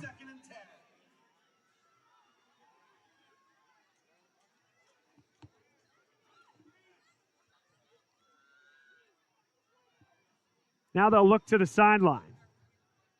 Keenan Stahl, by the way, number 33, knocked down that pass. A terrific lacrosse player. He'll play at Drexel at the next level. Herrick across the middle, and it was just a hair behind Wormsley. Wormsley's been the target for the last 3 throws. The last 2 incomplete. One more look. LaSalle brings one extra man, Zyke Scott. It was really well blocked. And if that ball is ahead of Wormsley, he's got a chance with some blocking down the field to pick up some serious yardage. 3rd and 10, line to gain is the 38, maybe just inside the 38-yard line. Joey O'Brien playing center field out there at the free safety position. Running back in motion, Herrick delivers to the outside. It's a good throw and catch. They needed 10, they got 14, and it's a first down. And that's Perella, who's played almost exclusively on the defensive side of the ball, makes a nice play there. Jamel Williams comes out of the game. Herrick, and that was a dangerous throw. Well defended out there by LaSalle. Trey Hopkins, LaSalle expects a really big year from him. Blankets in coverage on the boundary sideline. Trey Hopkins on the coverage for the Explorers.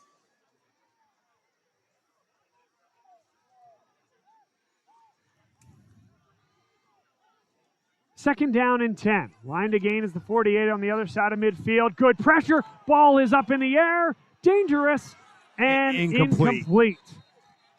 Wrapping up, Chima Auguste. Hasn't been his best night catching the football, but he is physical in the secondary. He made sure that ball was not caught. You saw LaSalle really bring the pressure there and get to the quarterback for Central Catholic. Nike Scott got there. That was just a great play. I know Joey O'Brien wishes he was near that ball. Oh. Here they come. 3rd and 10. They bring extra. And Owen Herrick eludes one. Herrick right near the line. Now he's got to go with it. Makes one miss, but is taken down 6 yards short of the line to gain. The Explorers had him 6 yards in the backfield, and they just couldn't bring him down. Decision time, but I'm not so sure there's much of a decision. Down 10. LaSalle gets the football. I beg your pardon, Central Catholic gets the football to start the second half. Could be a real momentum swing if you can move the sticks here.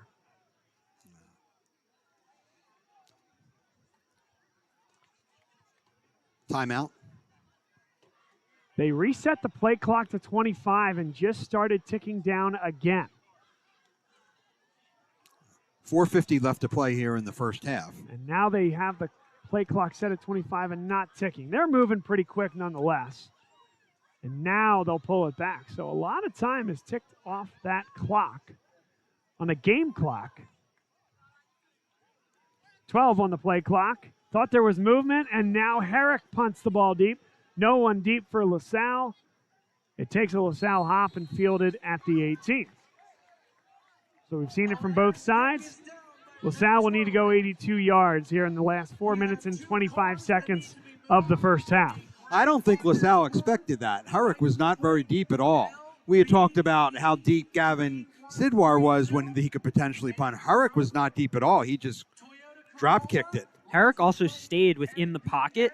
When Sidwar punts, you'll notice that he moves to his right side and rugby-style punts it like a lot.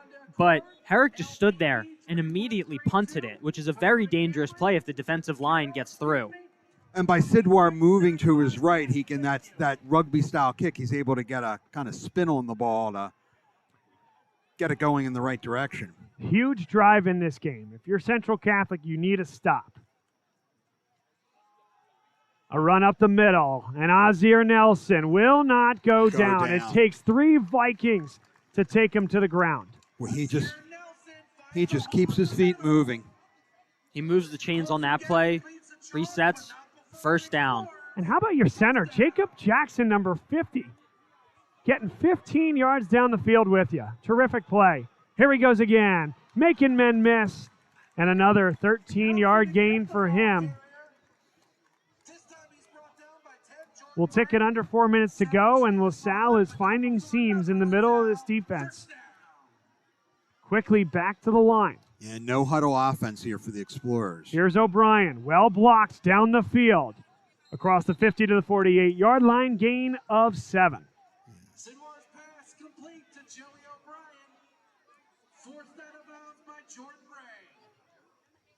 One more look. Got to give some flowers here to some big-time blocks. Number 14, Jimmy Mahoney, undersized wideout. Explorers come out of the huddle. And Owen Johnson was the other wide receiver on that seal to get O'Brien to the edge. Plenty of time here for LaSalle. 4 minutes to go. Nelson off the edge. What a cut, and he's going to be taken down. There is a hold in the backfield, and I expect Central Catholic to take this penalty and move them back behind the sticks. It's either 3rd and 5 or 2nd and 13. I do think you take that penalty. I agree with you, Bob. 10-yard penalty, replay, 2nd down. Yeah, they did. 3rd and 5 would be very dangerous, even though the Explorers now get 2 plays. Just a lot more yards they have to cover.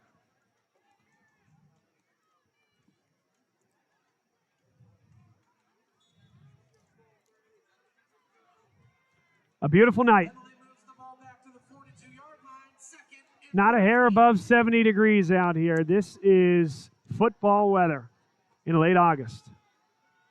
Handoff. Some jitterbug moves there from, I think that was Josh Simmons who got in there for that. Or was that Nelson? That was Josh Simmons. It was Josh Simmons. He gets half of it back. He just has a little bit of a different running style than Ozzie or Nelson. 3rd down and 6. Right back to that spot they would have been if they declined the penalty. Line to gain is the 45. Sidwar in the shotgun. Good protection this time. Now it starts to break down. Jimmy Mahoney with the catch and run for a first down. He got 10 when he needed 6. Jimmy Mahoney had an interception return at the end of a game last year when it was already in hand. LaSalle loves his hands, and he is a true 5th option at the wide receiver position. The safety valve that time on 3rd and 6. Simmons hit. Josh Simmons again. And dropped. Yeah, his forward progress has him out over the 40. Nick Karinga was in there on the stop, as well as Roman Thompson, a terrific wrestler, smart, disciplined. And Ryan Lemar called him the alpha of this defense. He'll call the signals tonight. He'll be the leader. Some innate leadership ability for Roman Thompson.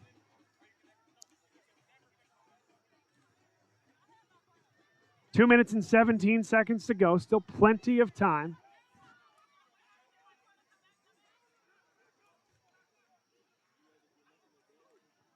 Sidwar stands in, fires it deep into double coverage, and O'Brien was hit hard.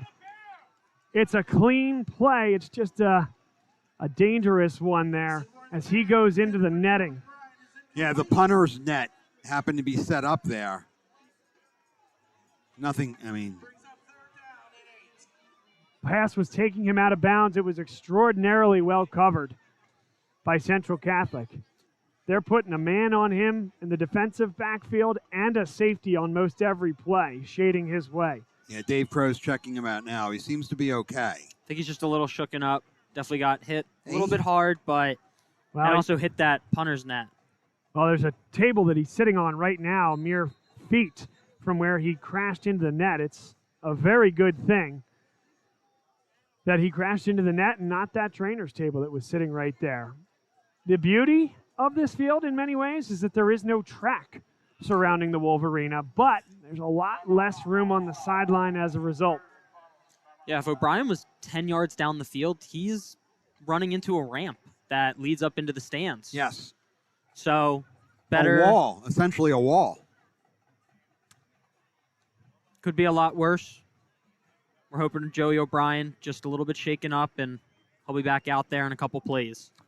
We welcome LaSalle fans, Central Catholic fans, and high school football fans across the state here to Bob Long Sports, broadcast partner of LaSalle. If you would, do something for us. Like the video and subscribe to the channel. Doesn't cost you anything, doesn't do anything to you. It just helps us and certainly would help you to get access when we are going live next. A very exciting season for both of these clubs. The folks on the eastern side of the state very excited about this LaSalle program. Be part of it all and help us with a like and a subscription to the YouTube channel.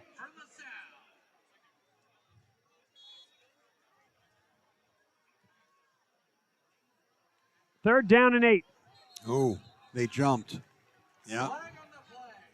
Third down and 3. Central Catholic's pointing to LaSalle, but Yeah. I think both sides are really going to point to each other, but Gavin Sidwar, The another hard good count. effort, hard Yeah. count, getting them to jump off sides. Well, they jumped off sides, and then the offensive lineman moved. That's why they were pointing at LaSalle. 3rd down and 3, 4-down territory, 1:59 to play in the second quarter. Sidwar flips it out wide. Nelson with the first down, pulled down at the 35.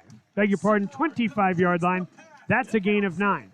Owen Johnson was wide open over the middle of the field, but I think Nelson was Sidwar's target from the start. I don't think he looked anywhere else. It was a quick throw, and they got the first down, which is all you need. Well, and it is the right read by Sidwar because Central Catholic was getting pressure. They were bringing extra from that side of the field. And when you're playing man defensively and you bring somebody from one edge of the field, that's where the quarterback should look. Look to the open area. Nelson hit and dropped. A nice play in the backfield. Yeah, Central Catholic read that one. Nick Karinga, the nickel back,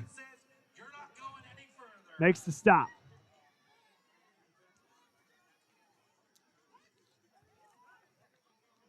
LaSalle happy to let this play clock wind down a little bit. We're under 1 minute to go. But LaSalle does not have a timeout to work with. They'll run it again. And it'll be 3rd down and 10, and they might need to move pretty quickly here. Brett Gordon, little animated on the sideline as he barks out the signal. He didn't like something about that play, and a player went down. It is hot, no doubt about it. Cramps will happen, and it's Ozzie Nelson. Dave Crow had to go from working on Joey O'Brien to getting Xavier Nelson. This portion of today's game brought to you by Dr. Mary Griffin and Bala Dermatology. We appreciate her support. For all your skin care needs, visit her online at baladermatology.com or call 610-664-3300. She can help you to love your skin. Thanks to Dr. Mary Griffin and Bala Dermatology for being a sponsor of Bob Long Sports.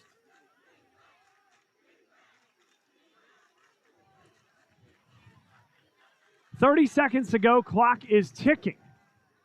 3rd and 9 as Sidwar stands in. He's gotta Avoids get rid of that one.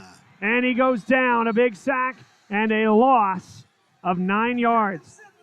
Brett Gordon, again animated. He has not been happy at all about that series. They're going to get one more play to snap it here if they move quickly. 4th down. Why not go for it? Can they get it off in time? They do by 2 seconds. They'll take the shot for the end zone. He got drilled. Going up to get it. Who comes down with it? Waiting for the call. There's a flag on the field. Waiting for the call. Central has the ball. And it's an interception. What a play to end the half because LaSalle almost stole one. Now we're seeing that the flag would have been against LaSalle, and so they will decline the penalty and go to the half at 10-0.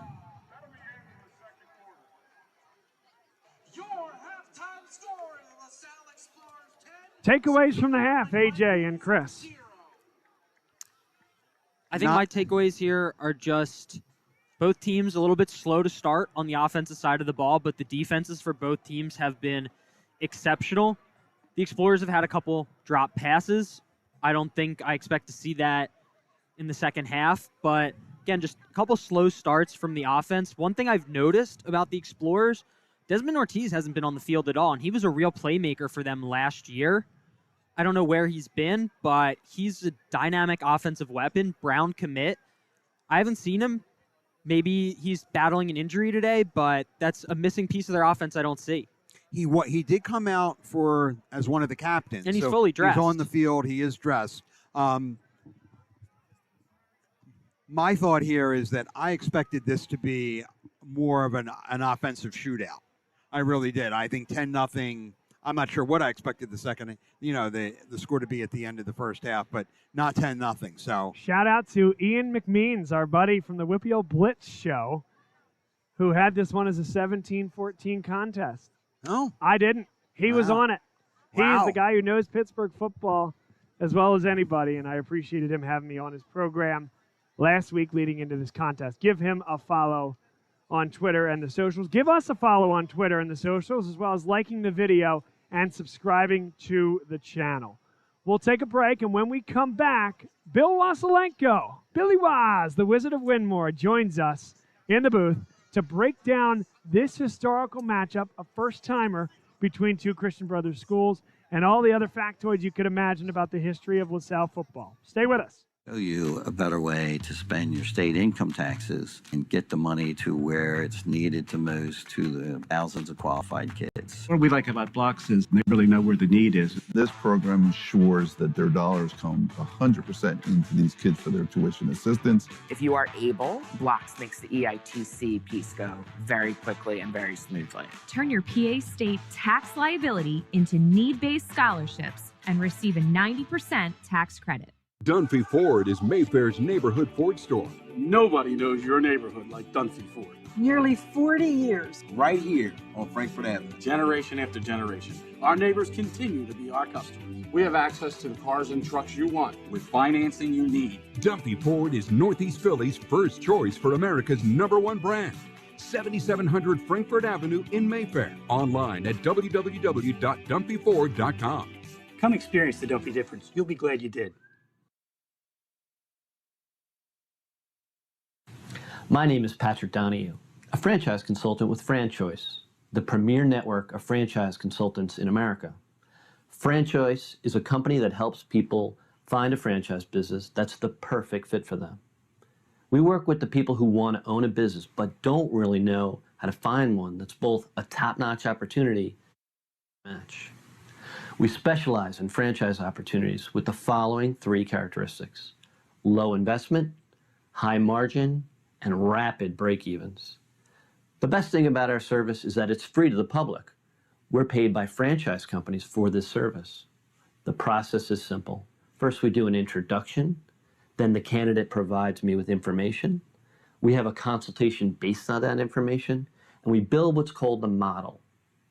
Once we have that model, we'll share that with 3 great opportunities that match your criteria.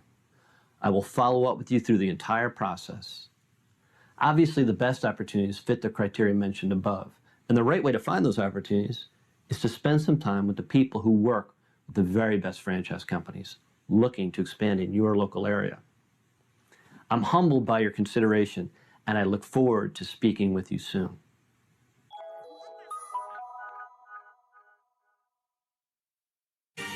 They said it couldn't be done, but somehow CCM was able to close this home in just 21 days. Carl, how'd you pull this off? Oh, hard work, dedication, grinding. Were you ever worried? Well, you know, Chloe, they pinned us in deep in the second bedroom, inspection issues, but we regrouped. Knew there was still a lot in play.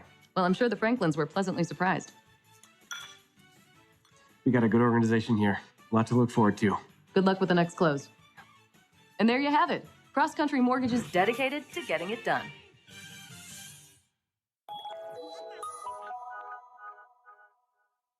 So, it's time for your business to renew your lease. Or perhaps you're right-sizing or relocating. This can be an exciting time, but it's also a major project to undertake. Hundreds of decisions to make, some of which may impact your business for the next decade. You know you need an expert on your side from start to finish. What if this expert had no conflicts of interest, no landlords to answer to, and a fiduciary responsibility to work solely in your best interest? Someone who knows the questions to ask, the levers to pull, the pitfalls to avoid. Enter the experts at Gola Corporate Real Estate. They've seen it all over the course of thousands of transactions in dozens of industries. Gola gets it. And what if those experts came with a team? Subject matter experts to manage everything that comes with this process. Space planning and design, relocation planning and budgeting, helping you manage your vendors, construction oversight, all with zero out-of-pocket cost to you. A turnkey experience that adds real value, value that flows right to your bottom line. Gola gets it. We've been partnering with clients like you for over 40 years, and we know what's important: solving problems, creating flexibility, protecting and stretching your dollars. Philadelphia-based with a national presence. Get to know Gola. Gola gets it.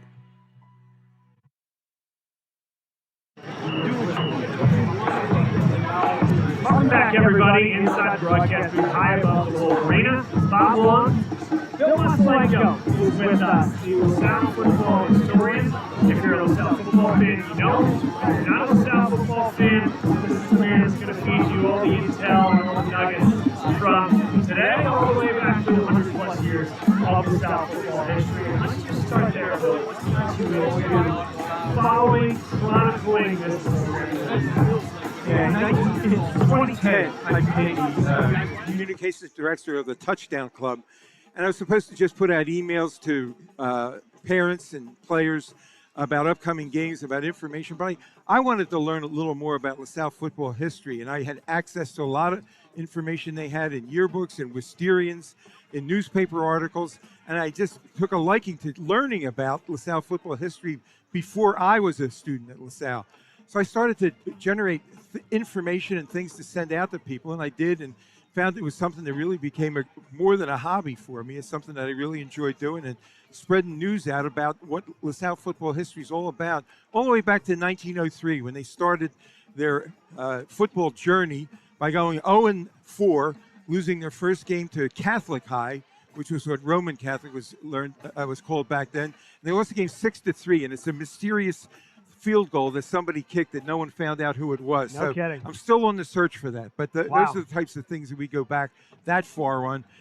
Chronicling some of the great players in LaSalle football history, like Cy Dinger of the 1918 class, guys like Jack Stanzak from the 1989 class, others that made the NFL early on. Vince Zizak of the 1931 class, Gus Cifelli of the 1942 class, and then the combination of George Winslow in 1982 and his son Ryan Winslow in 2013 both made it as punters in the NFL. So you get to see the progression of people coming into the program, becoming a star in their own right while they're playing LaSalle football, and migrating all the way up to the NFL, much like Zaire Franklin's doing now. So it's just fun to watch all of that and piece it all together, sort of describe all of that history of those great players in LaSalle football chronicles. So a historian like you must also appreciate some of the great players to come out of Pittsburgh, and even Central Catholic, by the way. Yeah. But we talked about in the pregame, right, Joe Namath and Joe Montana and Jim Kelly,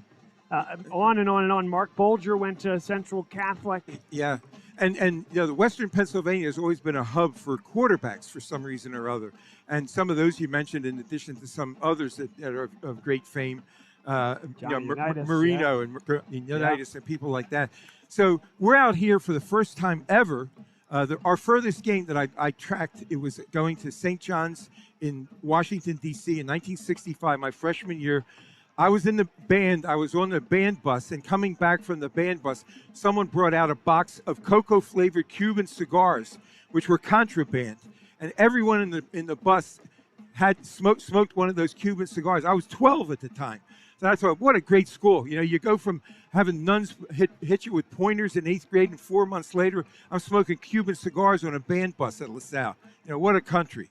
So, all of those memories that you have of LaSalle football. Brother James Butler really appreciates the story, by the way. Yeah, well, I'll write a note to him.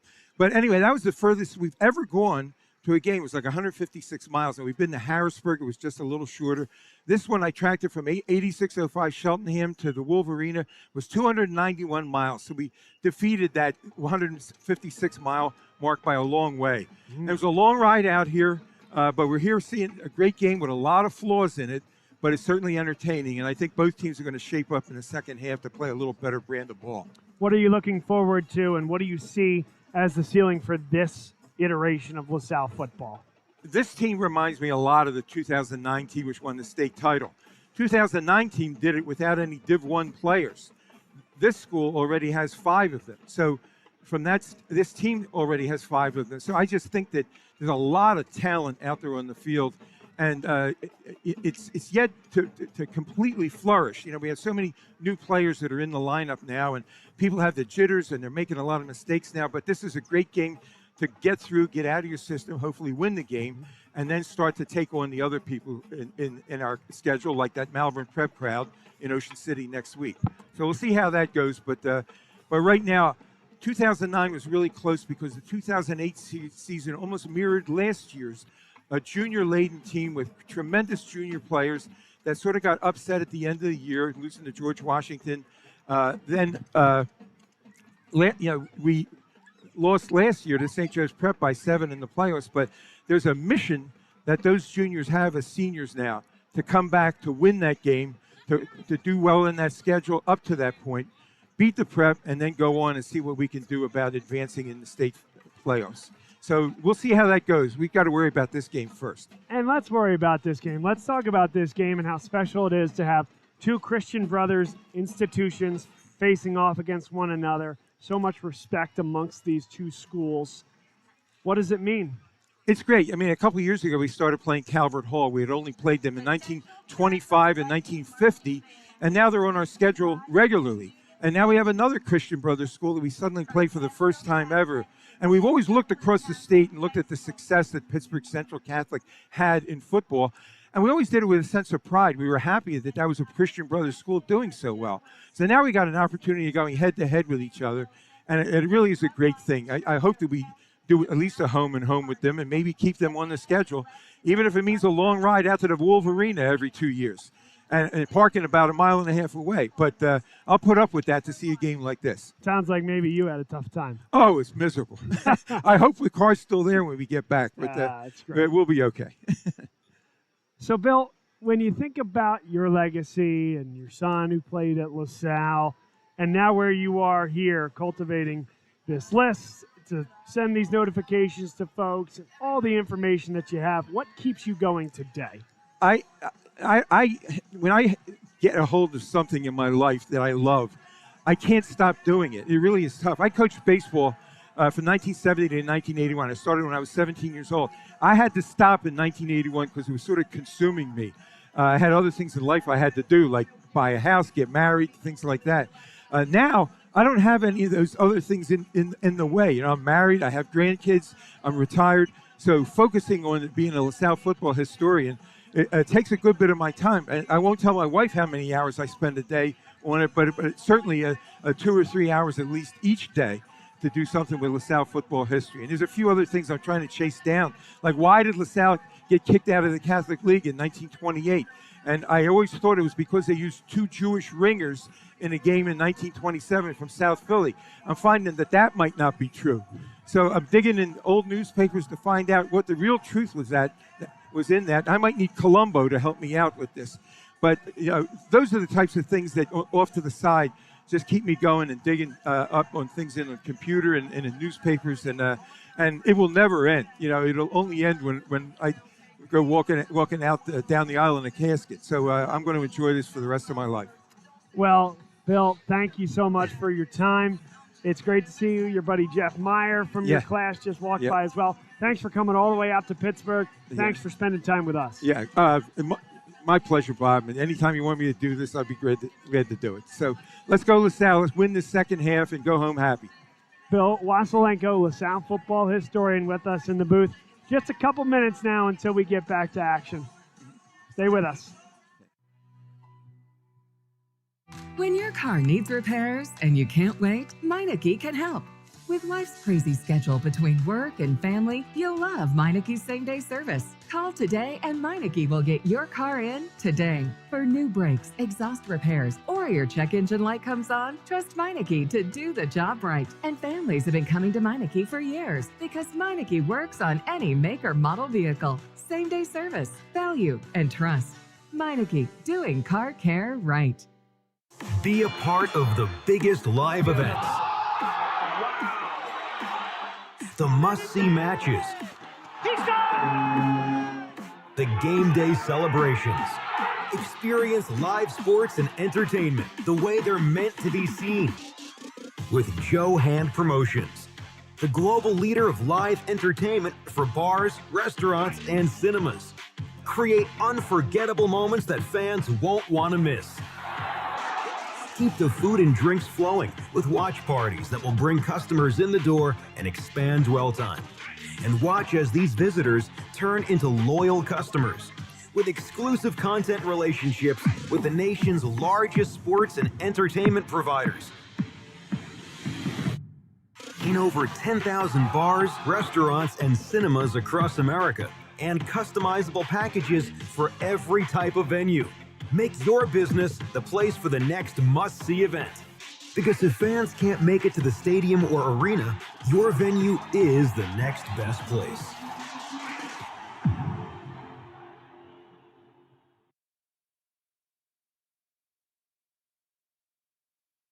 Next Play Basketball is an AAU program in the greater Philadelphia area. They offer camps, clinics, and private training for boys and girls, 3rd to 11th graders. They teach the next play mentality to help athletes have success on and off the court. Next Play coaches focus on each player's development through high-level coaching and a competitive environment. If you would like to join the Next Play family, go to nextplaybasketball.com for more information. They are hosting spring tryouts on January 11th.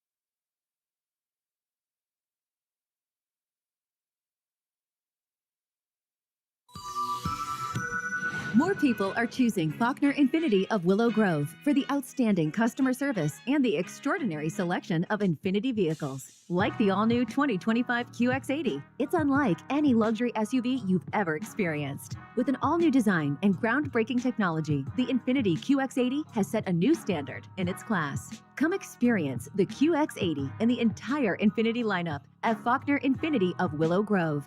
To be sure. Looking to buy, sell, or invest in real estate? Meet David and Kay-May, a dynamic team with a shared mission to help you turn your real estate dreams into reality. What sets them apart? Their wealth of experience, combined with a genuine passion for guiding clients every step of the way.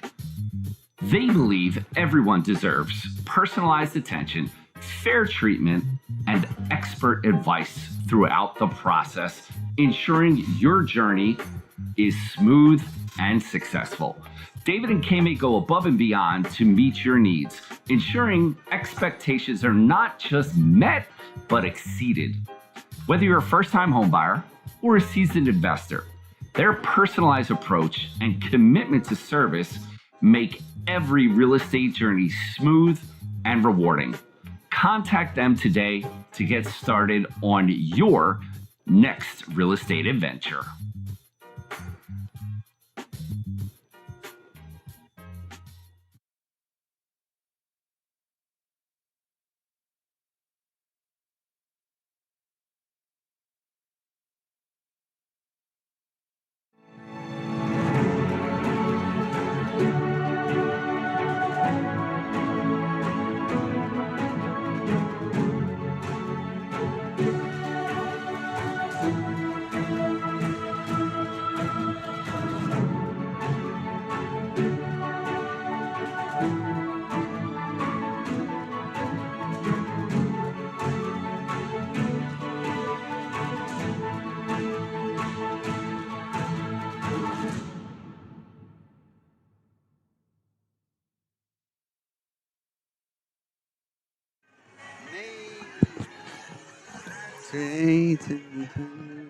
You're on, Chris, if you want to let the pipes go.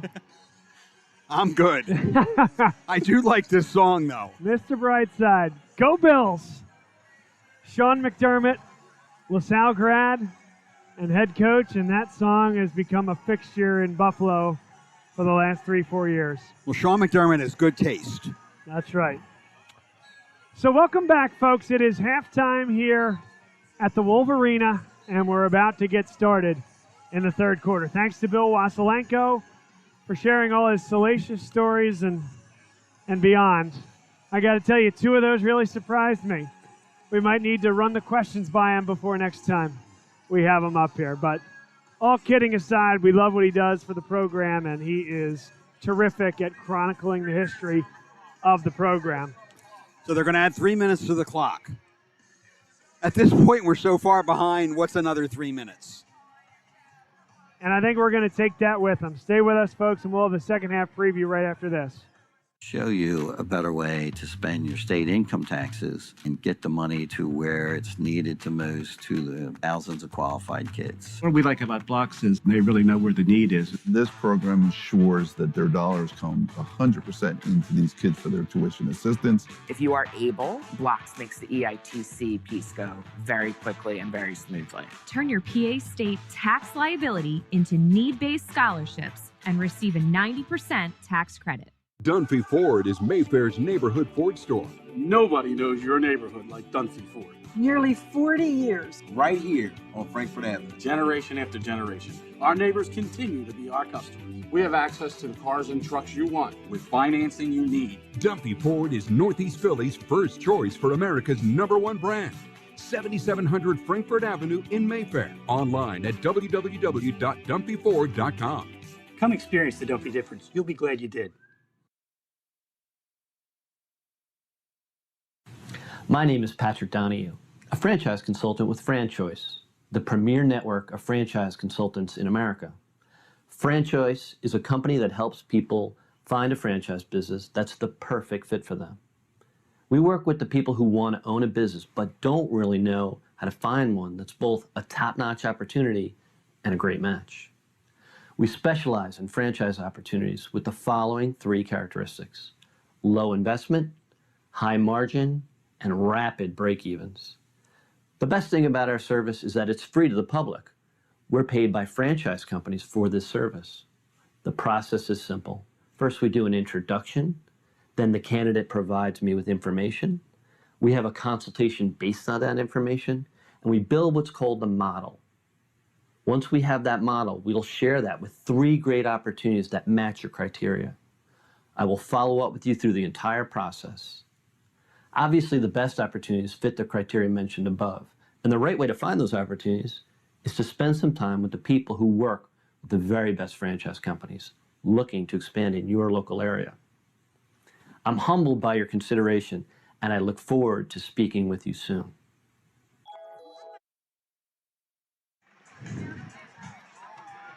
Welcome back. Third quarter action here to get going from the Wolverina. 2 injury updates to make you aware of. Joey O'Brien was dinged up at the end of the first half. Got hit while he was in the air going up for a pass along the sideline. Careened into the kicking net. Again, a very tight sideline with no track around the Wolverina. And then Azir Nelson went down late in the first half as well. Both of them a little gimpy in second half warm-ups. So while we don't know for sure what's going on, there is a little bit of an injury bug here to LaSalle. We'll keep a close eye, and we'll let you know if either of those 2 young men get back on the field. Chris Heck will kick it away. LaSalle is in white for those of you just joining us. Central Catholic in the navy blue. And it's the Vikings, local here from Pittsburgh, that will start with the football here in the second half. Heck has kicked 2 low ones, bouncing type kicks. This one high, end over end. Chases them back to the 3. This is Chris Black to the 20, out to the 24-yard line where he's dragged down. And we'll see Owen Herrick and this mighty offensive line for Central Catholic come back onto the field. Again, a big story done in the Pittsburgh Post-Gazette about this offensive line. 295, 300, 300, 300, and 270 going across the line. Jimmy Callis, John Sasek, Matt Bowers, Cole Bayer, and James Halter.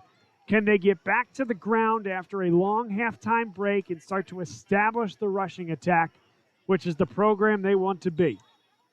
And out in the field, playing center field, is Joey O'Brien. So that's a good sign to start the second half.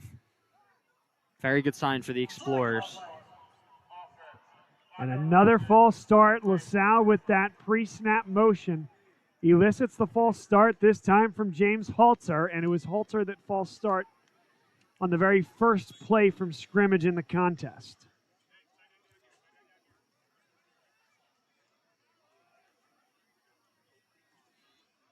Handoff, Black, good cut. Oh, good cut. He's out to the 30, and he's dragged down there after a gain of 8. That's what he can do.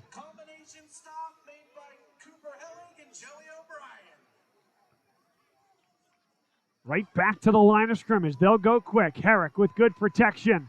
Thrown deep and nearly intercepted. A flag comes in the area of defensive holding. But look at Chris Black. Chris Black has to go one-on-one with big Caleb Davidson, and he hung in there and blocked him well. What a play by the sophomore. It's going to be an interesting call. Appears it's on Central Catholic. Legal receiver downfield.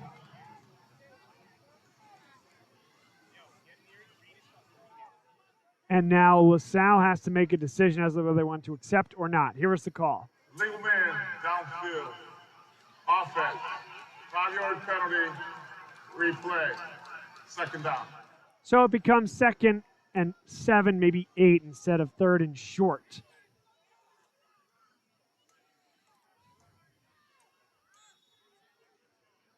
Line to gain for Central Catholic is just inside the 34-yard line on their side of the field. Beautiful night for football. Black with the handoff taken down. Zyke Scott in the area. Jamel Williams there as well. Jamel Williams in there on the stop.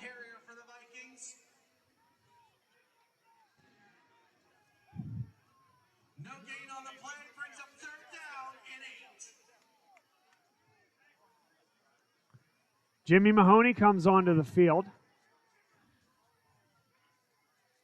Just one linebacker in the box. Now a second one joins the fray. LaSalle will go nickel here to match up with the 4 wide receiver set. Here's the 3rd down snap. High and incomplete.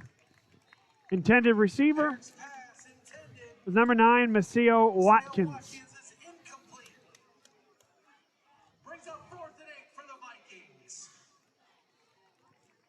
One more look at that one. It was a pretty good route there. Just a high overthrown. Yeah. From Owen Herrick. Ryan Fandozzi late to substitute on for LaSalle. Owen Johnson and Jimmy Mahoney deep for the Explorers.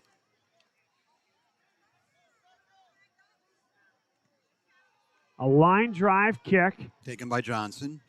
Johnson, what a move. Johnson can get to the edge, and he's got room when he gets there. Oh, and Johnson to the 45-yard line. A good return, about 12 yards after the catch. Great play and great patience by Owen Johnson on that punt return there, waiting for things to set up, waiting to get behind his blockers, and then get to the edge and get a nice return for the Explorers to bring him all right, right center field. We waited 9 months for this. It's time for America's favorite game, Where You At? Let us know where you're watching the contest from. Tweet at us at Bob Long Sports. Give us a follow while you're there, and we will give you a shout-out on the air. Unprompted, Carly Wade from back in the day. Great to hear from her, checking in and watching the game from out east. Thank you, Carly. 9 on the play clock. LaSalle starts with the football on Central Catholic side of midfield. They'll hand it off to Josh Simmons.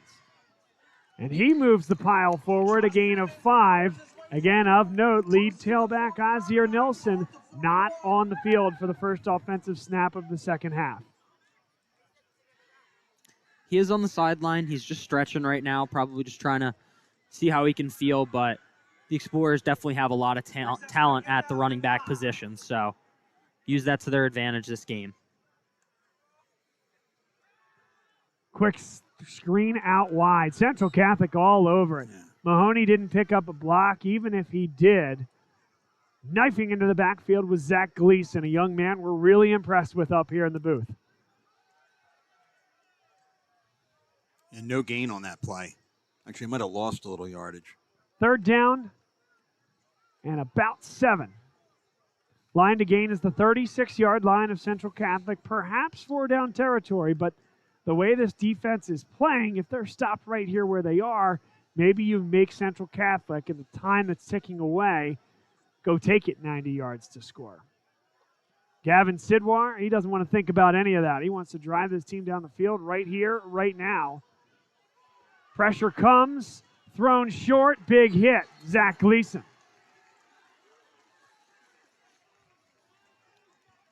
Really, really good player at the cornerback position for Central Catholic.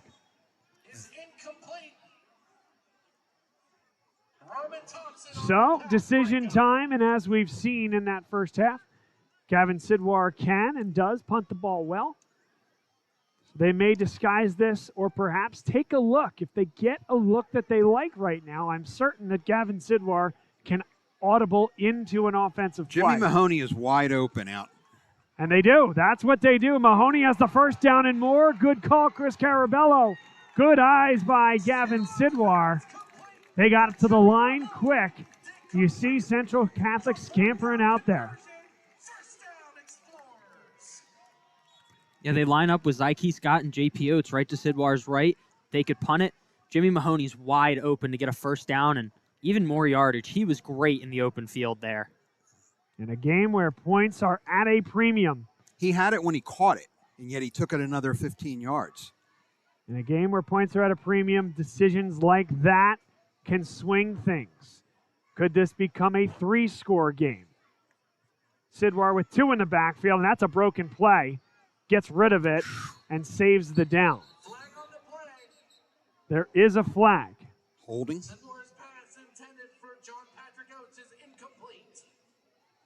Here's the call.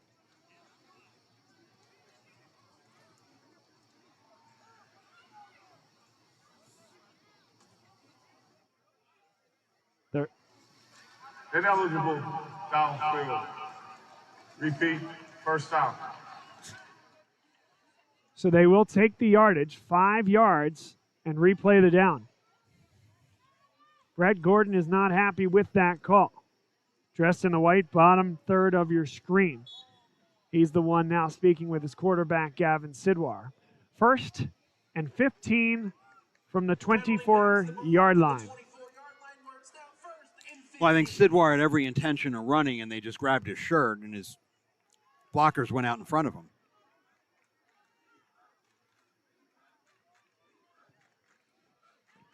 Pistol look. Sidwar. This is well defended by Central Catholic. Open in the flat, though, is Zyke Scott, the linebacker. That was very patient. But we're going to see on this replay, guys, Sidwar was trying to come back to the near side of the field. Not a great look. Can't get far enough back on that replay. But he was trying to let that develop slowly and send somebody to the near side pylon as we see it. And Central Catholic was in zone defense, which is the right type of defense for a play like that, and they had it covered. 2nd down. About 6 yards to go. Simmons up the middle, churns forward, got right to the 11-yard line, needed to get to inside the 9. It'll be 3rd down and a long 2. We're definitely in 2-down territory here. I hear you. I do hear you. You think the... But, well, we'll just see what happens on this play, but the chance to go up by effectively 2 touchdowns midway through the 3rd quarter, the way this game is going and the way your defense is playing, maybe you live with that.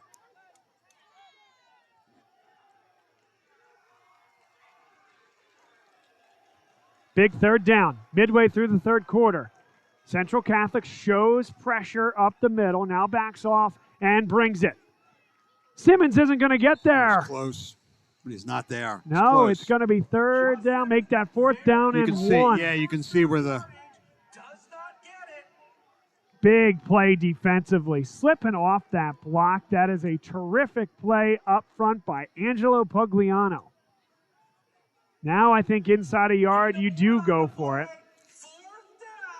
It looks like they're going for it. They brought a lot of big bodies out there, and Sidwar's talking to Gordon on the sideline. Ryan Fandozzi, who normally plays on the defensive end position, and Jamel Williams are both in the game, almost as if it's a the T Explorers formation. version of the tush push. It's the T formation. Who's going to get the football? Simmons. And was there a timeout called first? This is blown flag dead. on the play. No.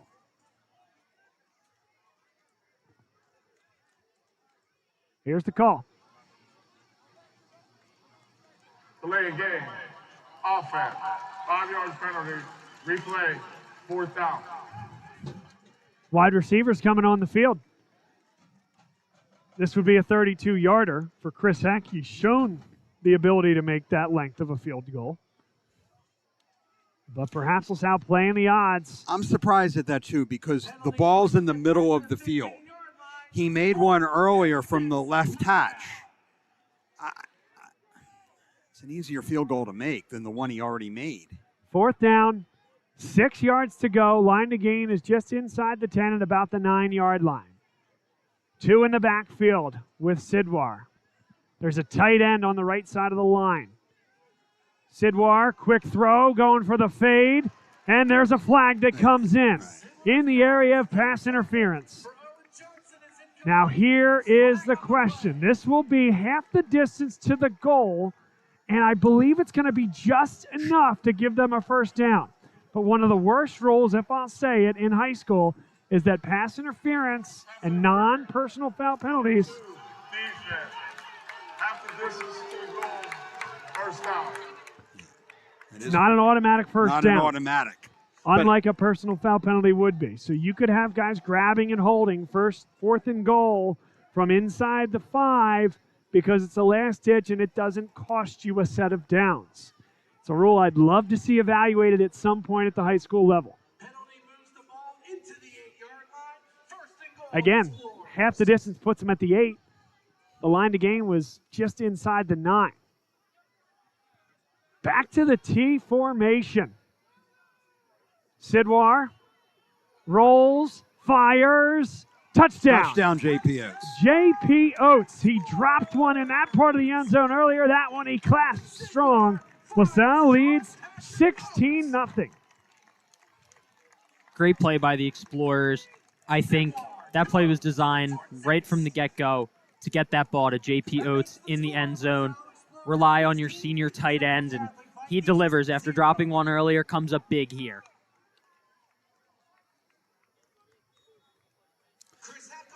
Joey O'Brien not on the field during that offensive possession.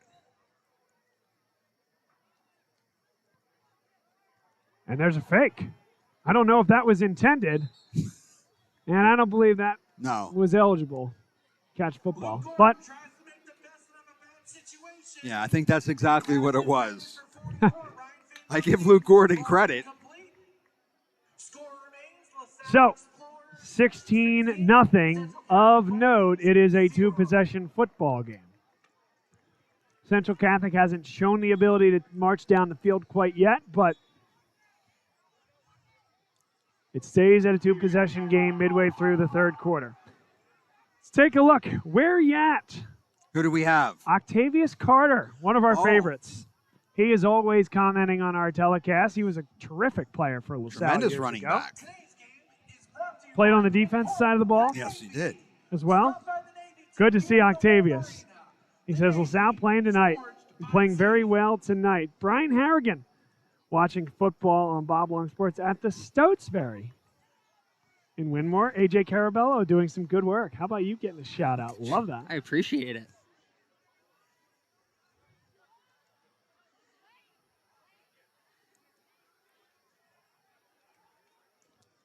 We got somebody tuning in from Francisville with the newest LaSalle fan, CC Wynn Turk, born 8/14 to Kevin and Leela.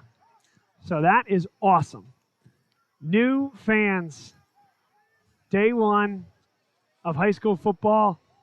And CC, welcome to the family.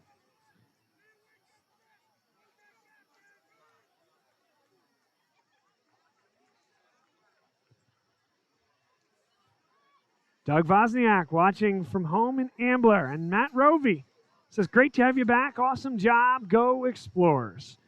Remember, tweet at us at Bob Long Sports. Let us know where you're watching the game from, and we'll give you a shout-out on the air. TV timeout. TV timeout. We'll be back in just a minute. They said it couldn't be done, but somehow CCM was able to close this home in just 21 days. Carl, how'd you pull this off? Oh, hard work, dedication, grinding. Were you ever worried? Well, you know, Chloe, they pinned us in deep in the second bedroom, inspection issues, but we regrouped. Knew there was still a lot in play. Well, I'm sure the Franklins were pleasantly surprised. We got a good organization here. A lot to look forward to. Good luck with the next close. And there you have it. Cross Country Mortgage is dedicated to getting it done.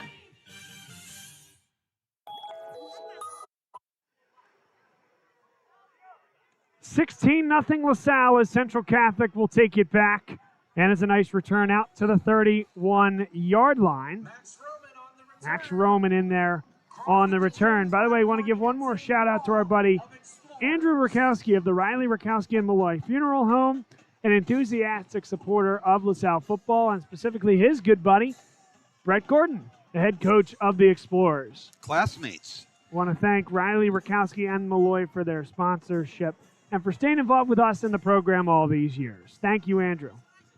Although he says I really shouldn't call him that. Thank you, Buddha. Central begins the drive, 1st and 10. Ball spotted just beyond their own 25-yard line. So Owen Herrick, here's the time for the young man, a sophomore. He's made some really good throws at times here tonight. Really need a drive if you're a Central Catholic fan, and that's a good way to start. How about the linebacker, Roman Thompson? Unexpected to see him come out of the backfield. That's a first down, and they're up to the line quickly are the Vikings. Thompson again, why not? Go back to him. Jamel Williams wraps him up. Nick Neary in there on the stop as well, wearing number 11.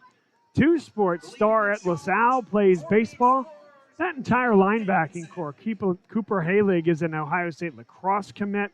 Neary is a really good basketball player. And Keenan Stahl will play as lacrosse at Drexel next year. Oh, bobbled ball.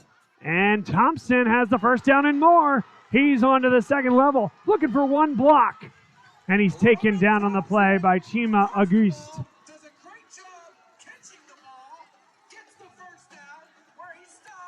Roman Thompson is what this Central Catholic team needed, a spark plug coming out of the backfield. A bit of a broken play, but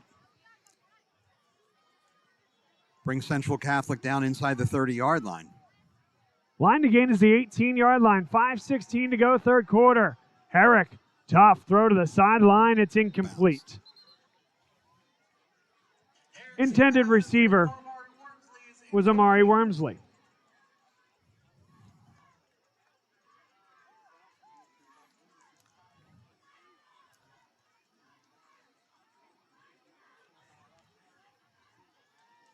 .5:10 to go. Clock stopped here. 2nd and 10.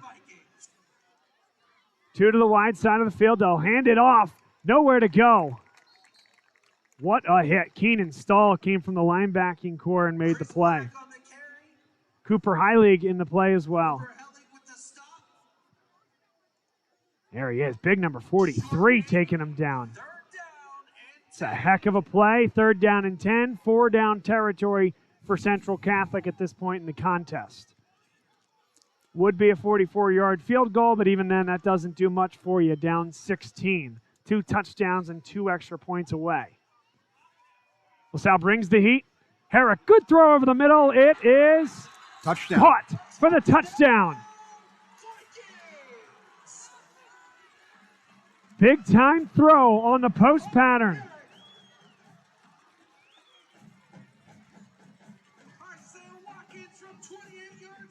Messiah Watkins, and it's a 16-6 game, no question about it, going for 2. Does that missed extra point come back to haunt them? Explorers need a big stop here. Takes a snap. Herrick running the rub, doesn't get rid of it, and goes down. LaSalle gets the sack. It's a big stop for the Explorers of LaSalle. And Ryan Fandozzi add a sack to his early season total. 16-6, 4:30 to go. Third quarter action here on Bob Long Sports. Want to thank Dr. Mary Griffin and Bala Dermatology for sponsoring our telecast. Your one-stop shop for all your skincare needs. Dermatology as well as aesthetics that you can work on with Dr. Mary Griffin. Find her at balladermatology.com and 610-664-3300. She's your ticket to help you love your skin. And want to thank E&M Insurance LLC, run by Chris Marr, class of 1989 and proud sponsor of us for a couple of years now, former Alumni Association Board President, property casualty for commercial or personal. He can help you to find a great rate. Maybe you have a youthful age driver that just turned 16. I know how expensive that could be. So call them at 215-368-9556 for more. That's going to sail into the end zone.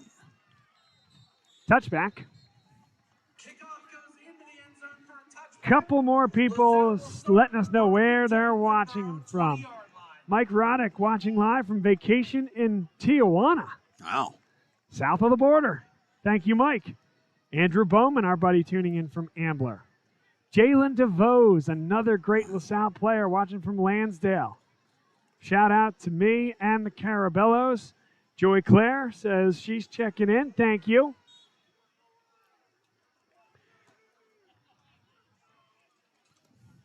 Jalen, your pops, by the way, is awesome on that Pennsylvania High School Football Forum on Facebook. You get the people talking. That's for sure. Big hit. The helmet comes off, and Ashton Blatt. Ashton Blatt going to North Carolina next year. What a rush off the edge. He blew by the Notre Dame commit, Grayson McHugh.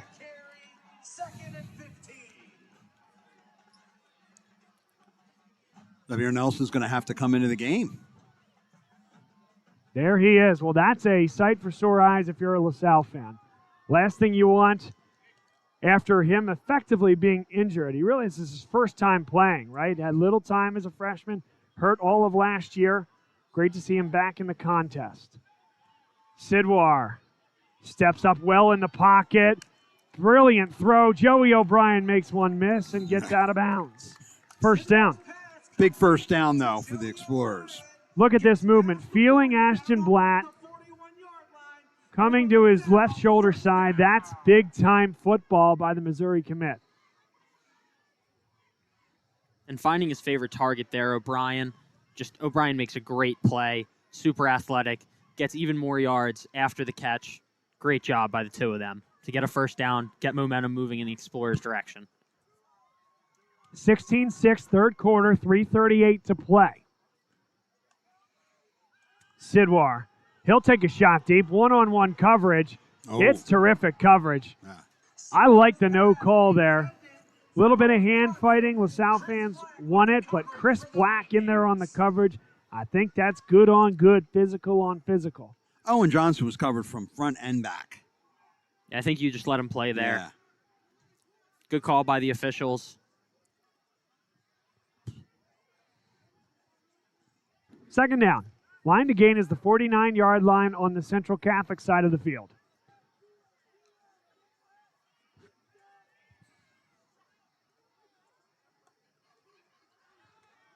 Handoff. And LaSalle's going to make it third and manageable. 3rd and 4 coming up.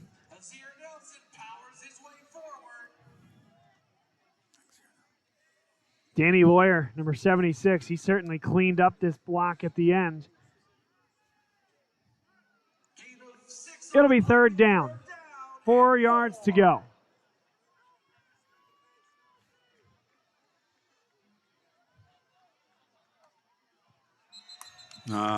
He got him again. Yep. Manny Regas jumps. Hard count. It's at least the third time. I think it's the fourth time. 5-yard penalty. The result of that will be a first down. Yeah, definitely the third. Maybe a fourth one was in there, but he's done that a couple times today to get the Explorers a good first down and just reset the downs. 2 wide on the wide side of the field, 1 to the boundary side. Sidwar stands in. Get rid of the ball. He sure did. Ozzie Nelson puts his foot in the ground and gets half of it back. 2nd down and 5 coming up. As that clock continues to whittle here late in the third quarter. Forbes Field, an old classic baseball field, not far down the road. You can visit it basically inside one of Carnegie Mellon's buildings. Certainly not a pirate, but you think about old-time baseball. Yogi Berra once said it's getting late early. And if LaSalle can meander this clock down here in the third quarter and punch something in, they'll be feeling pretty good.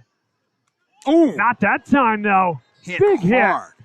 hit. That's the inside lineman who's had a great night, Angelo Pugliano. We could hear his shoulder pads from up here. That was a great play by Central Catholic. 3rd down and 8.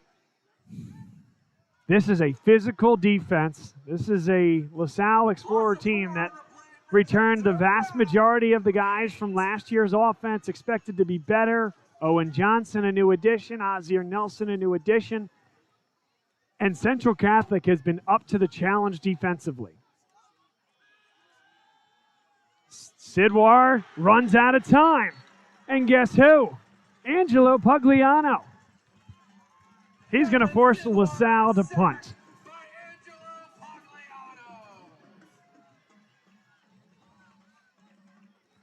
So Chris Heck will punt this one away. And perhaps some momentum swinging here on the western side of the state. 2-possession game. Yeah, that was a great job by Pugliano. Those past 2 plays just disrupting the Explorer offense and kind of just ending any momentum that they really had. Big interior 3 technique. Offensive lineman. 290 pounds. He's had a great day. This returnable from the 20. He's going the other direction, but there is a lot of blocking. And nobody and there. Here goes Chris Black. Black into LaSalle territory. And with 19 seconds to play in the third quarter, Central Catholic has their best opportunity to cut into this lead.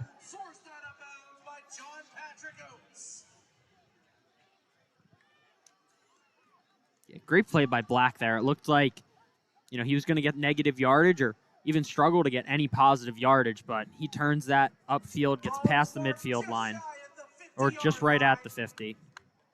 Where the Vikings begin their quest for points.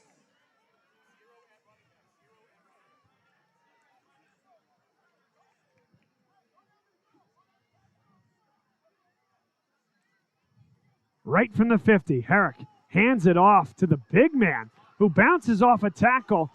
And Central Catholic's found something here. Did the ball come loose? Did they mark it down?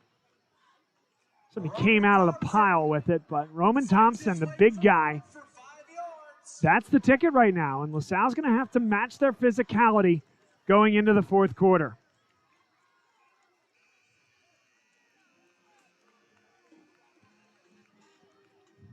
LaSalle fans, I want to tell you a little bit about Fall 2025 admissions events. September 8th, VIP visits begin. Of course, the Fall Open House, September 28th. Chris, I know you do a lot for the open house leading up to it, as do many, many of the administrators at LaSalle. Tell us about why the open house is so important to LaSalle. I think it's an opportunity for a prospective family to see everything LaSalle has to offer, whether it be the 65 clubs and activities, all the different academic departments, an introduction to the concentrations program.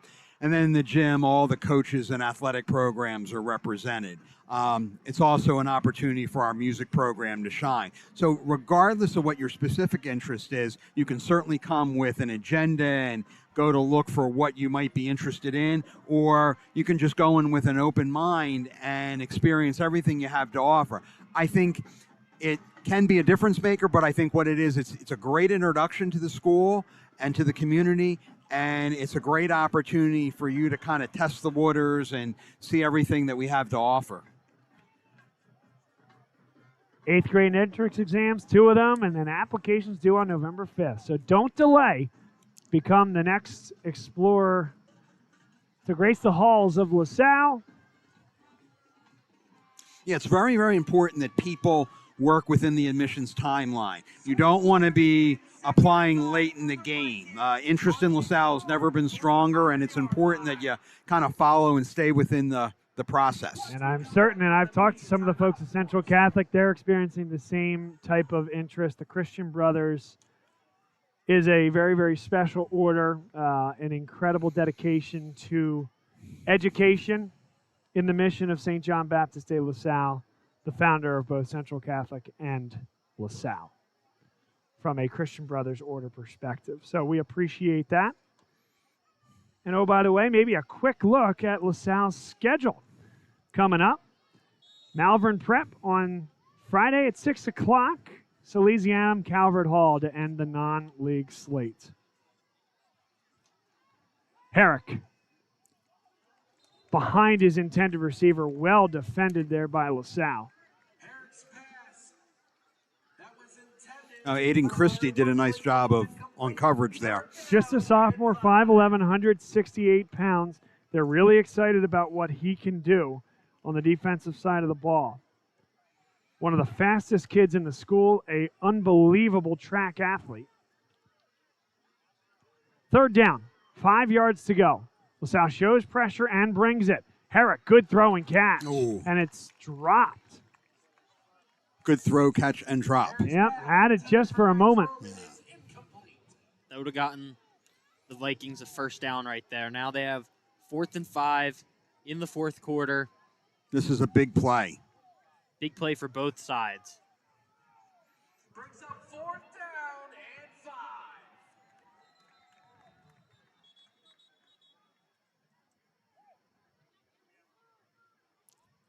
Timeout LaSalle. Timeout Please Central. reset game clock for 11:47.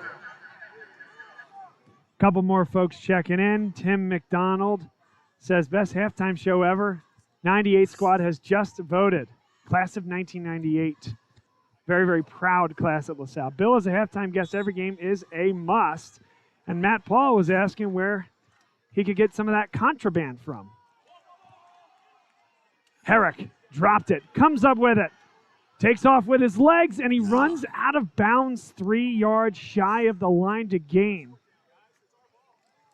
Wow. On 4th down, and that's a tough one there as a sophomore. Tough to know where you need to go. The chains are on this side of the field, but you got to find a way to take a hit and try to fall forward there.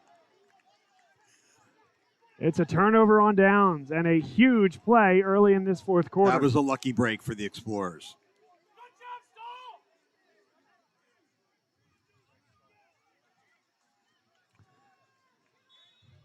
Yeah, I don't even know what that play would have developed into for the Vikings, but I think they handled it very well and got the ball back, forced a turnover on downs. Well, the Explorers had dropped back into coverage.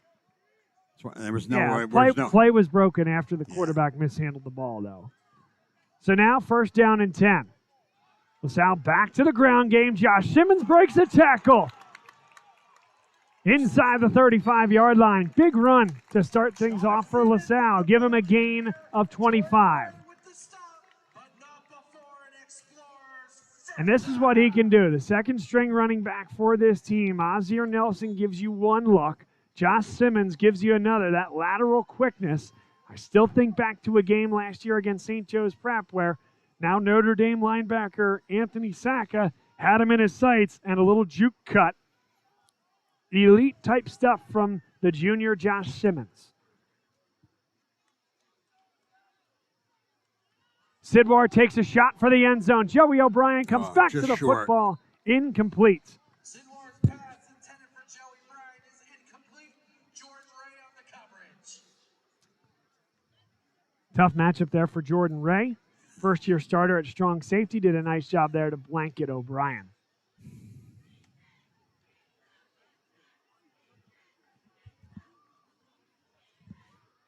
The clock is the Explorer's friend right now. Second down, 10 yards to go. Line to gain is the 20.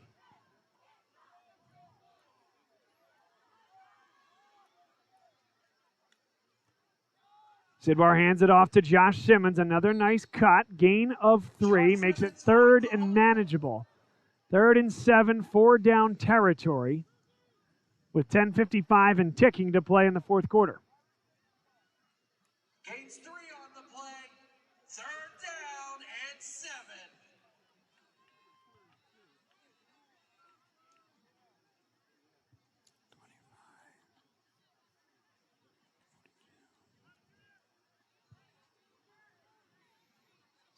LaSalle taking that clock down all the way inside 10 seconds on the play clock. Blitz comes from the outside. Sidwar can't get away. Zach Gleason comes off the edge to his blind side. Safety help over the top. And Gleason having a great game. Ashton Blatt's going to get a half sack on that as well, and it's 4th down and 12. 4-down territory here for the Explorers. That's the second time Gavin Sidwar was sacked, and it kind of took them out of field goal range. And again, I don't know that even the 25-yard line, 42-yard field goal is range for heck at this point. 4th down for LaSalle, and Sidwar will punt the football. This looks pretty good. Oh, it does not take the hop he was looking for, though. Landed at the 16-yard line, did an about face, and that's a 12-yard punt. Marked at the 20-yard line where the Vikings take over. 1st and 10.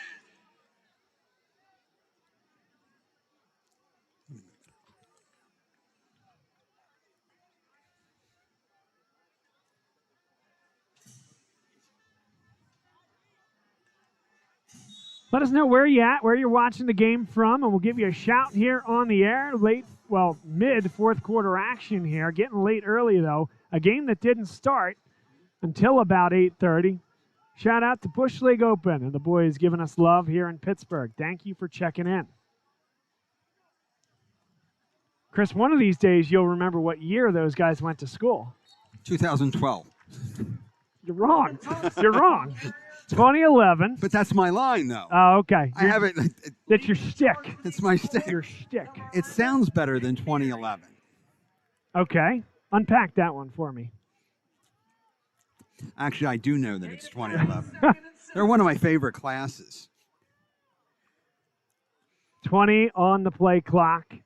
Central Catholic now. Big 2nd down and about 7 to go. Right here, though. They're right in this game. Need a big play from Herrick here. Delivers to the outside and drops it. Oh. Been a lot of those here on both sides of the football tonight. It is August 22nd. It's earlier than we've ever seen a high school football season start. Half those kids babysat AJ. Is that right? They were the only kids I would trust.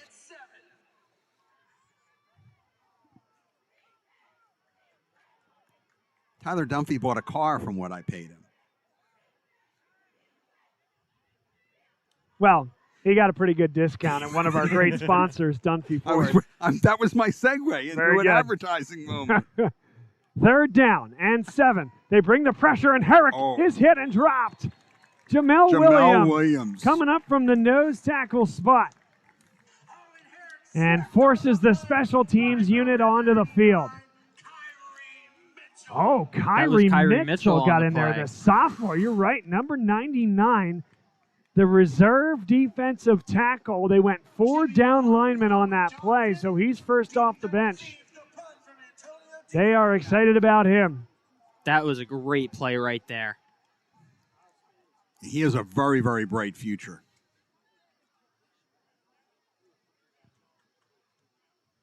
A high spinning kick received at the 40, and a fair catch was called for by Jimmy Mahoney.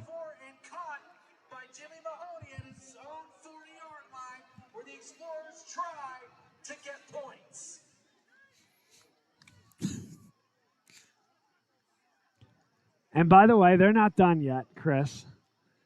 Chris is just afraid of admitting that he's getting old, says Bush League Open. And this is a good one, and honestly, we should have noted this early. Shout out to LaSalle alumni and former Central Catholic principal, Brother Bob Schaefer. And recent LaSalle Hall of Famer, yes? Yes. Hall of Fame inductee. And the current visitor for the District of Eastern North America. 8:02 to play. LaSalle with the football at the 40. Looking to take some time off the clock, and Ozzie Nelson, a good guy to do that. Gain of 8 in between the tackles.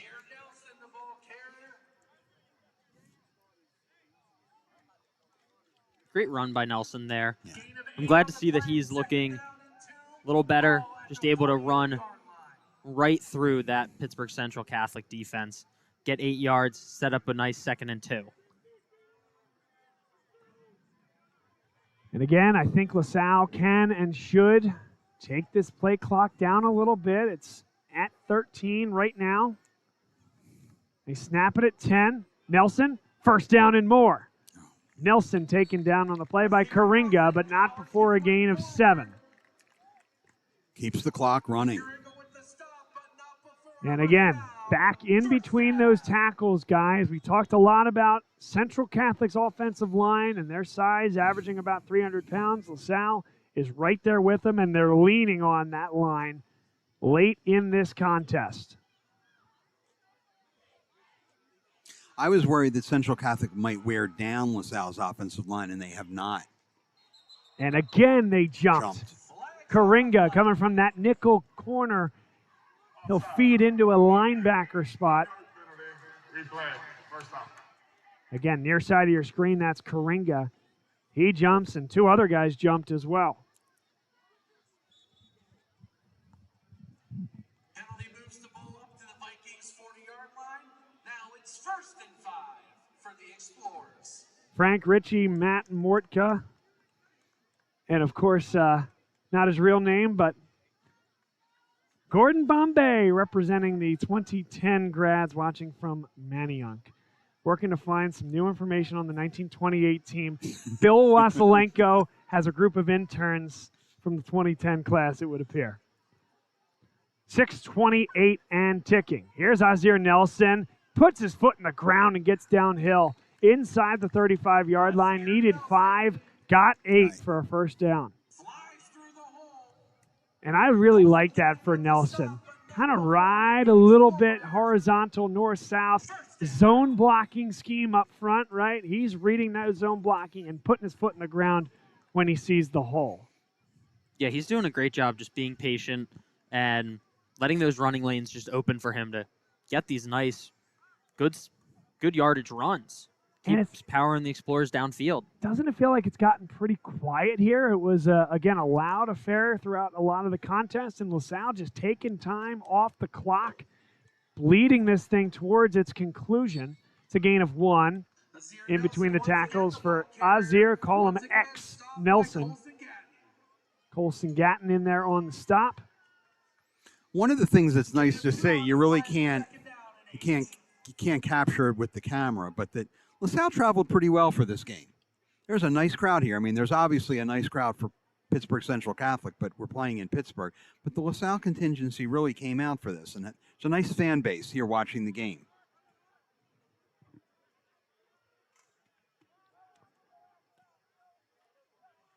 .5:15 on the clock.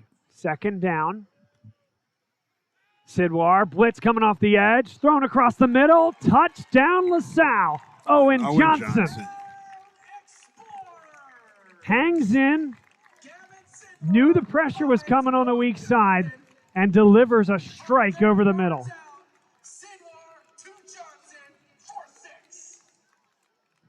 And that one breaks this one over. Breaks this one open here with 5 minutes.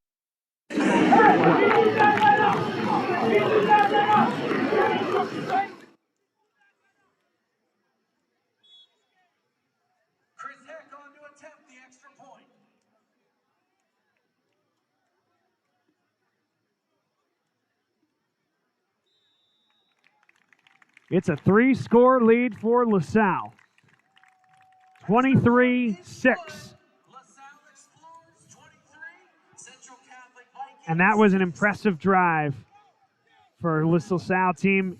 Down the field they go, taking time off the clock, punching it in with a really nice throw and catch.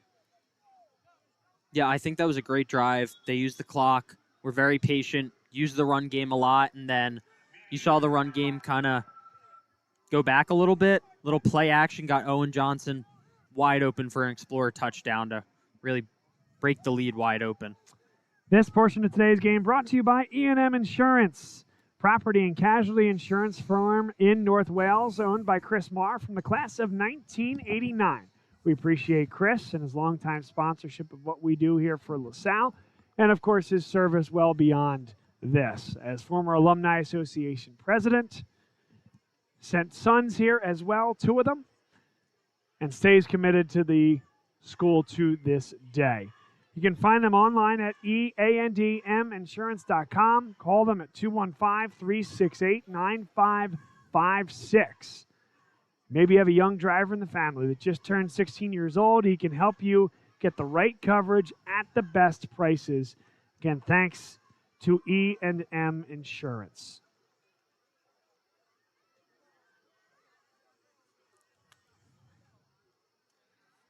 Chris Carabello, AJ Carabello, Bob Long here for this one. And guys, this really is a fantastic contest here. 2 really good teams. Had a chance to see North Allegheny play in the game before this for the last many, many years now. And yeah, I think the last one where those 2 teams did not meet in a WPIAL final was 2021 with that historically good Mount Lebanon team with Eli Heidenreich, Alex Texa, and more. 2 of those Navy guys. Ended up winning a state championship that year. But I feel as if these 2 teams could very well represent 6A in the WPIAL final again. And I do like a lot of what I've seen from Central Catholic, particularly on the defensive side of the ball. Yeah, their defense has been really, really good today. They've made a lot of good plays. I think the Explorers' offense has also just been very, very good. But 23 points putting up, definitely nothing to be too ashamed of. I think this Pittsburgh Central offense is going to come along with their new starting quarterback as the season goes, and this team will look even better. Yeah, Central Catholic, when they put the bigger back in there, when they had Thompson in the backfield, the Explorers didn't have an answer for that. And that's something they're going to have to come up with as the season goes on, because they're going to run into some bigger backs. I also think that's something good that Pittsburgh Central can take away from this game, that they have Chris Black who can, run the ball, but they have another back that they can use and kind of use as a momentum shifter in certain games. Some confusion out there amongst that LaSalle team. Okay, Neary is in, and Mahoney comes out. They were looking to see how many receivers Central Catholic was going to throw on the field. They'll go to that traditional 3-4 look with Neary on the edge, Zyke Scott in the middle. Bringing the pressure. That's a good throw and catch. Wormsley. First down on a gain of 11.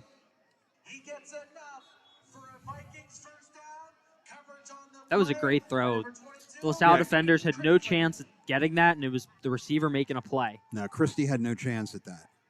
That's great coverage there on the edge. Christie. Aiden Christie, track star. They really like him in the secondary.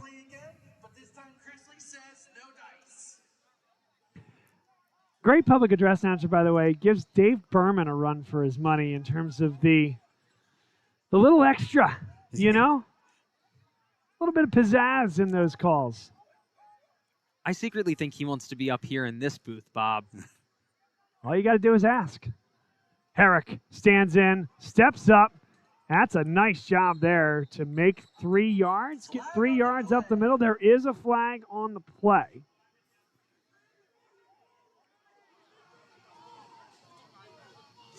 Have our officials mic'd up here tonight.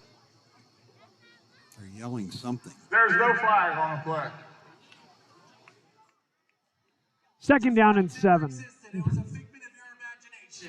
I love this guy. I mean, come on. Gain of 2 on that play. I don't know how well that came through. The flag never existed. It was a figment of their imagination. You need to add that one to your book. Things that I would never say during a game. He has a lot of them. That's right. Not to say I forgot, but I didn't acknowledge that we have a very talented public address announcer standing next to me, Chris Carabello. And maybe one in waiting, AJ Carabello. I heard you've had a couple opportunities on the mic. But we got a big 3rd down coming up here as well.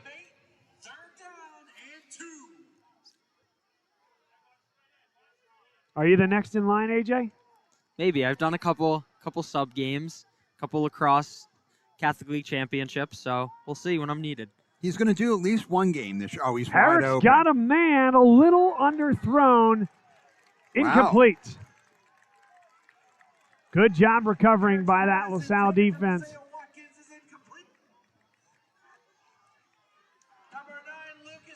And Lucas Johnson in there on the breakup. 4th down and 2.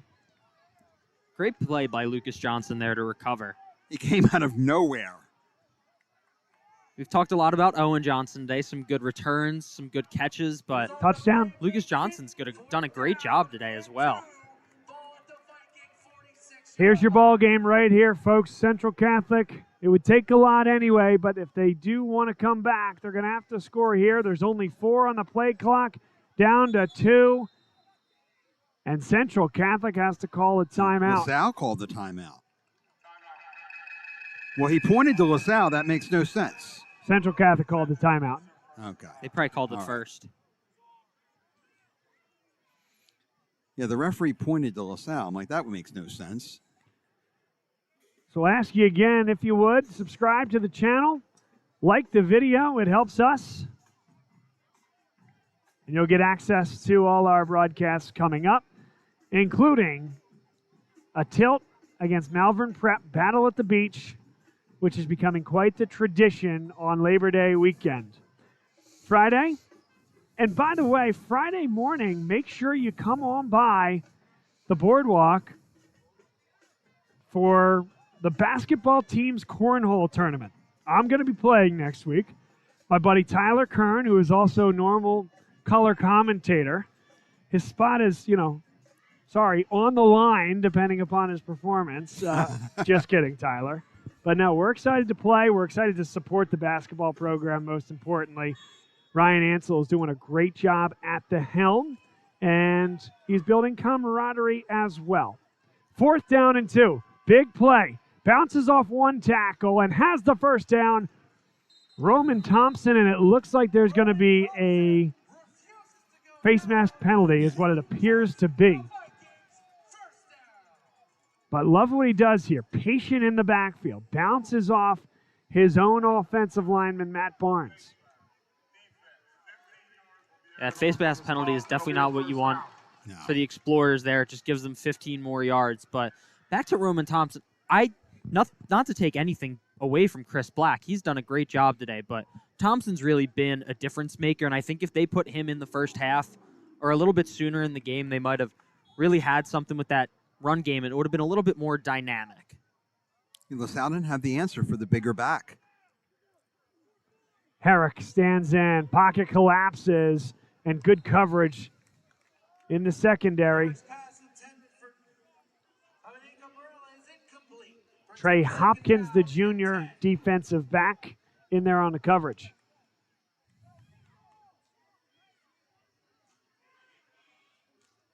It was good to see Joey O'Brien and Xavier Nelson both come back in the second half. Ozzie Nelson going by X, of course. Yes. He doesn't know. He doesn't remember when that happened. By the way, he's been when he became since X. He was a kid. Yes. Herrick has time to the sideline, through the hands, and incomplete. And LaSalle finishes that play. Keenan Stahl in there on the coverage. Herrick's pass intended for Jaden Alexander is incomplete. Keenan Stahl on the coverage. Brings up third down and 10. Third and 10, 4-down territory. Line to gain is the 22. Moving from right to left here at the Wolverina. Well, when I announce games, I'm just going to call them X on the carry. Okay. That sounds good. I like X. Herrick flips it out wide open, just a little overthrown. What was that? And Jamel Williams got tied up with the right tackle, Cole Bayer. Keep an eye on this one to the very end. That's Caleb Davidson for LaSalle. Another super sophomore. A little bit of frustration amongst these Christian Brothers schools. Hopefully everyone just keeps their composure. Unlike the end of the last game. That's for sure.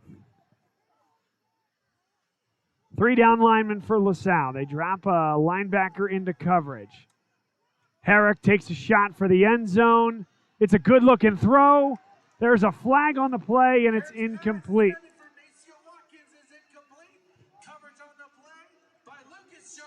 Here's another look. Lucas Johnson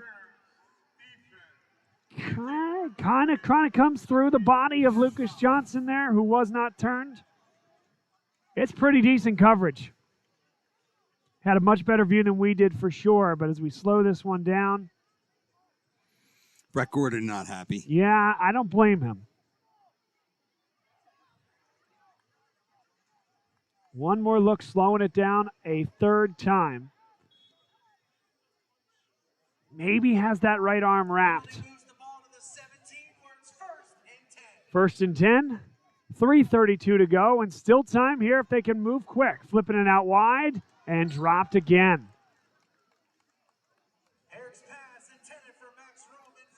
Max Roman dropped that one, and it's been a tough night for Owen Herrick for sure, but there have been some drops as well that have not helped matters for him.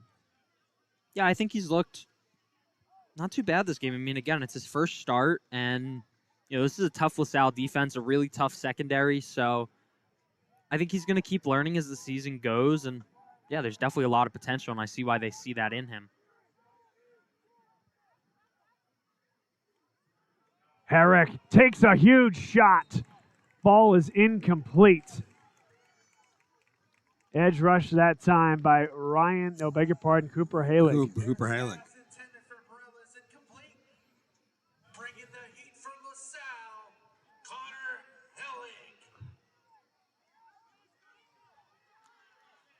Third down and 10. Line to gain is inside the 7-yard line. 2 timeouts remain for Central Catholic. Got to find a way to punch it in here before the timeout situation even begins to matter.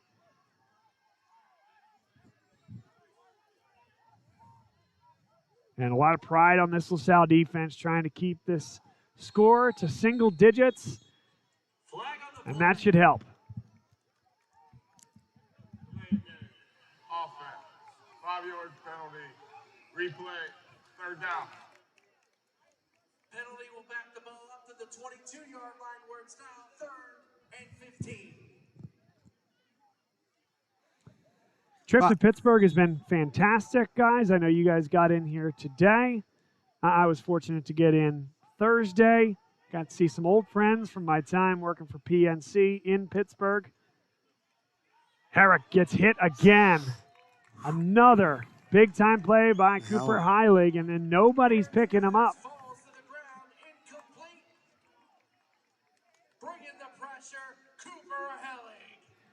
But I got a chance to play Pittsburgh Field Club, Chris. I don't know if you've been out there. Terrific golf course. And then have a pretty special tee time tomorrow morning, 7:20. Don't you dare tell me you're playing Oakmont. All right, I won't tell you. Wow, you have friends. And it's not lost on me. I don't take it for granted. That's tremendous. Get my teeth kicked in, but it'll be fun. 4th down. Take video as you go under the tunnel, like under the turnpike tunnel. That one's intercepted, No. I thought. No? No, Okay. no. Okay. Hit the ground. All right, popped up off the ground. Okay. It was hard to tell if it hit his hands, popped up, but At the end of the play, incomplete pass. Pittsburgh Field Club, though, it's a tremendous opportunity. It's a great golf course. Yeah, people don't realize what a great course that like the Pittsburgh Field Club and Oakmont are kind of like the Murray and Aronimink matchup. Well, so I would throw Fox Chapel. I was about to say Fox Chapel is the other. Which you can hit a 5-iron from the Field Club to the what they call golf club out here, Fox Chapel Golf Club. Who has a very good high school golf team. That they do. A lot of Field Club, Fox Chapel, and Oakmont members on that Fox Chapel high school golf team. 3:09 to play. And Josh Simmons gets the carry again, totes it across the 25 for a gain of 3 that he turns actually into 5, depending upon when that whistle. They're going to give him the whole thing. I imagine he'll see a couple more carries like that just to let this clock run.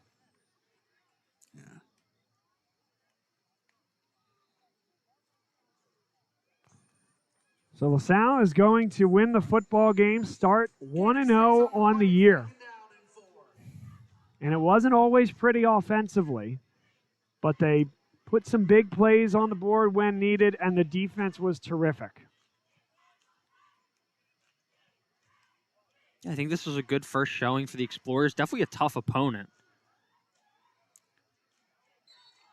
I mean, you have one of the best 6A football teams in the state. You had to travel out here. They're a very physical, aggressive team. Yeah, I think they've handled them well. Definitely had some miscues. And you had a late start. You had a delayed start. I mean, like, this was not an easy, game for the Explorers.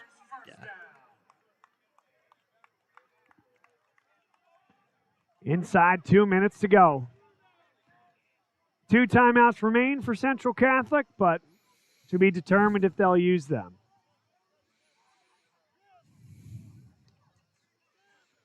They do hand it off to Josh Simmons, who cuts it across the 40.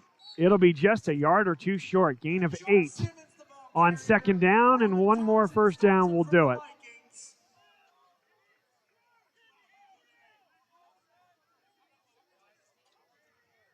Gain of 8, 2nd and 2.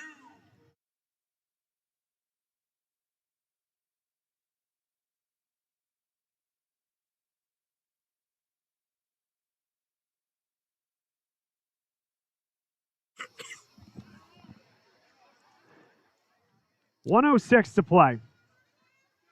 Oh.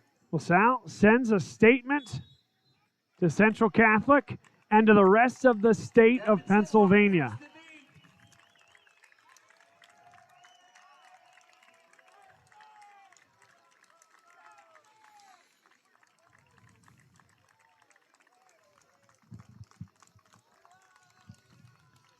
One more snap should do it here from Wolverina.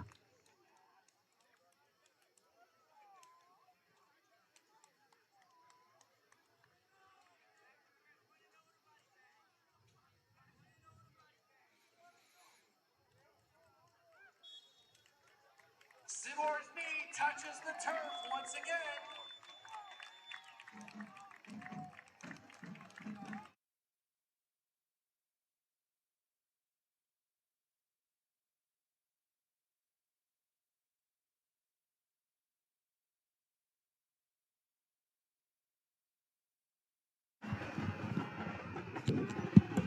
And it's a big victory for LaSalle High School. They've come as far west as they've ever been. And they beat fellow Christian brothers, Central Catholic Vikings, who has a very, very big season ahead of them as well. But it'll be a happy ride home for the LaSalle Explorers, winners 23-6. Stay with us. AJ Carabello and I will head down to the field for some post-game interviews.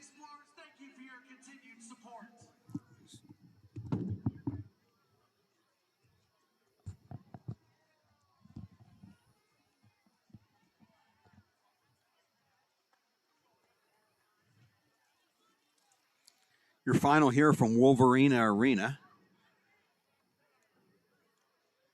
Explorers 23, Pittsburgh Central Catholic 6. The teams shake hands.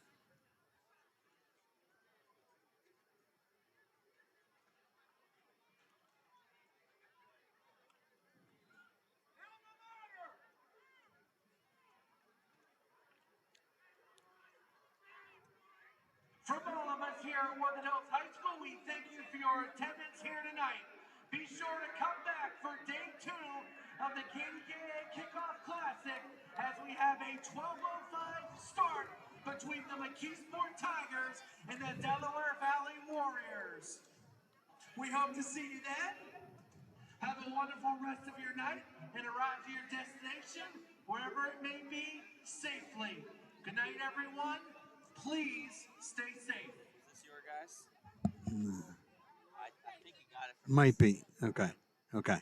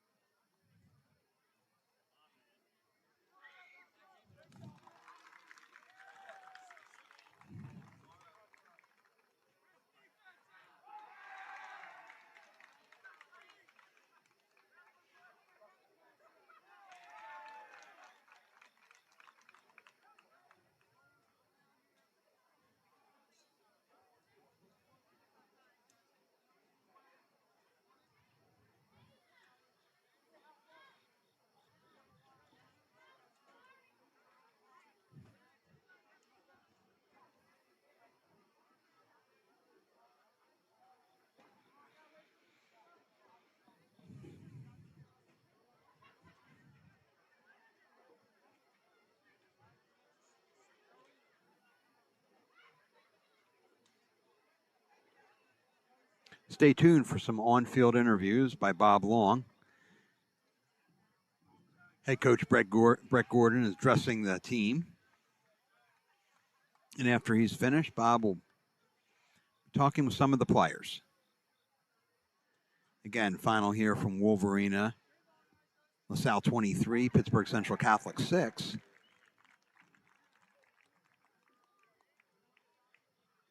Explorers start the season 1-0 with a great victory over a fellow LaSallian school.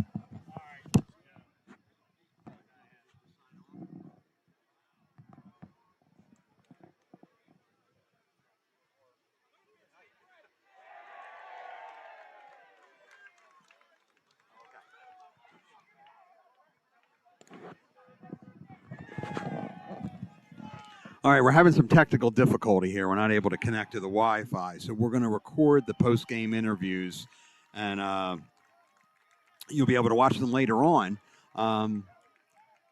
So stay tuned for some closing moments. But again, your final here from Wolverina, LaSalle 23, Pittsburgh Central Catholic 6.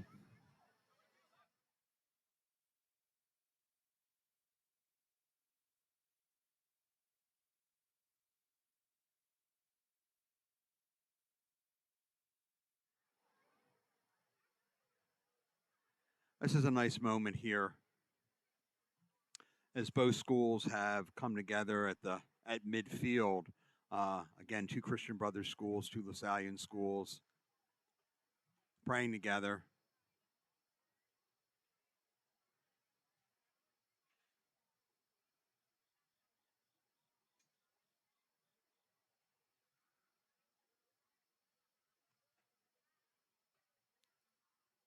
Again, this is the first time the 2 teams have ever met in football.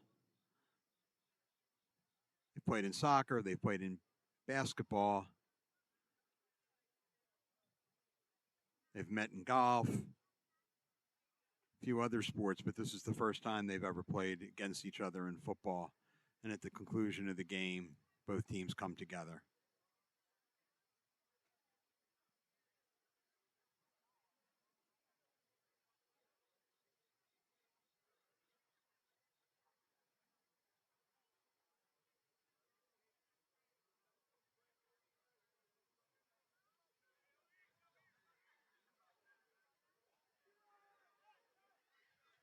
This is the first of 2 LaSallian schools that the Explorers will have on their schedule. Calvert Hall from Baltimore, a little north of Baltimore, the Towson area, will come up and play the Explorers at Northeast High School later this in September. So not only will it be the first time that the Explorers play Pittsburgh Central Catholic, but be the first time that the Explorers will have 2 LaSallian opponents.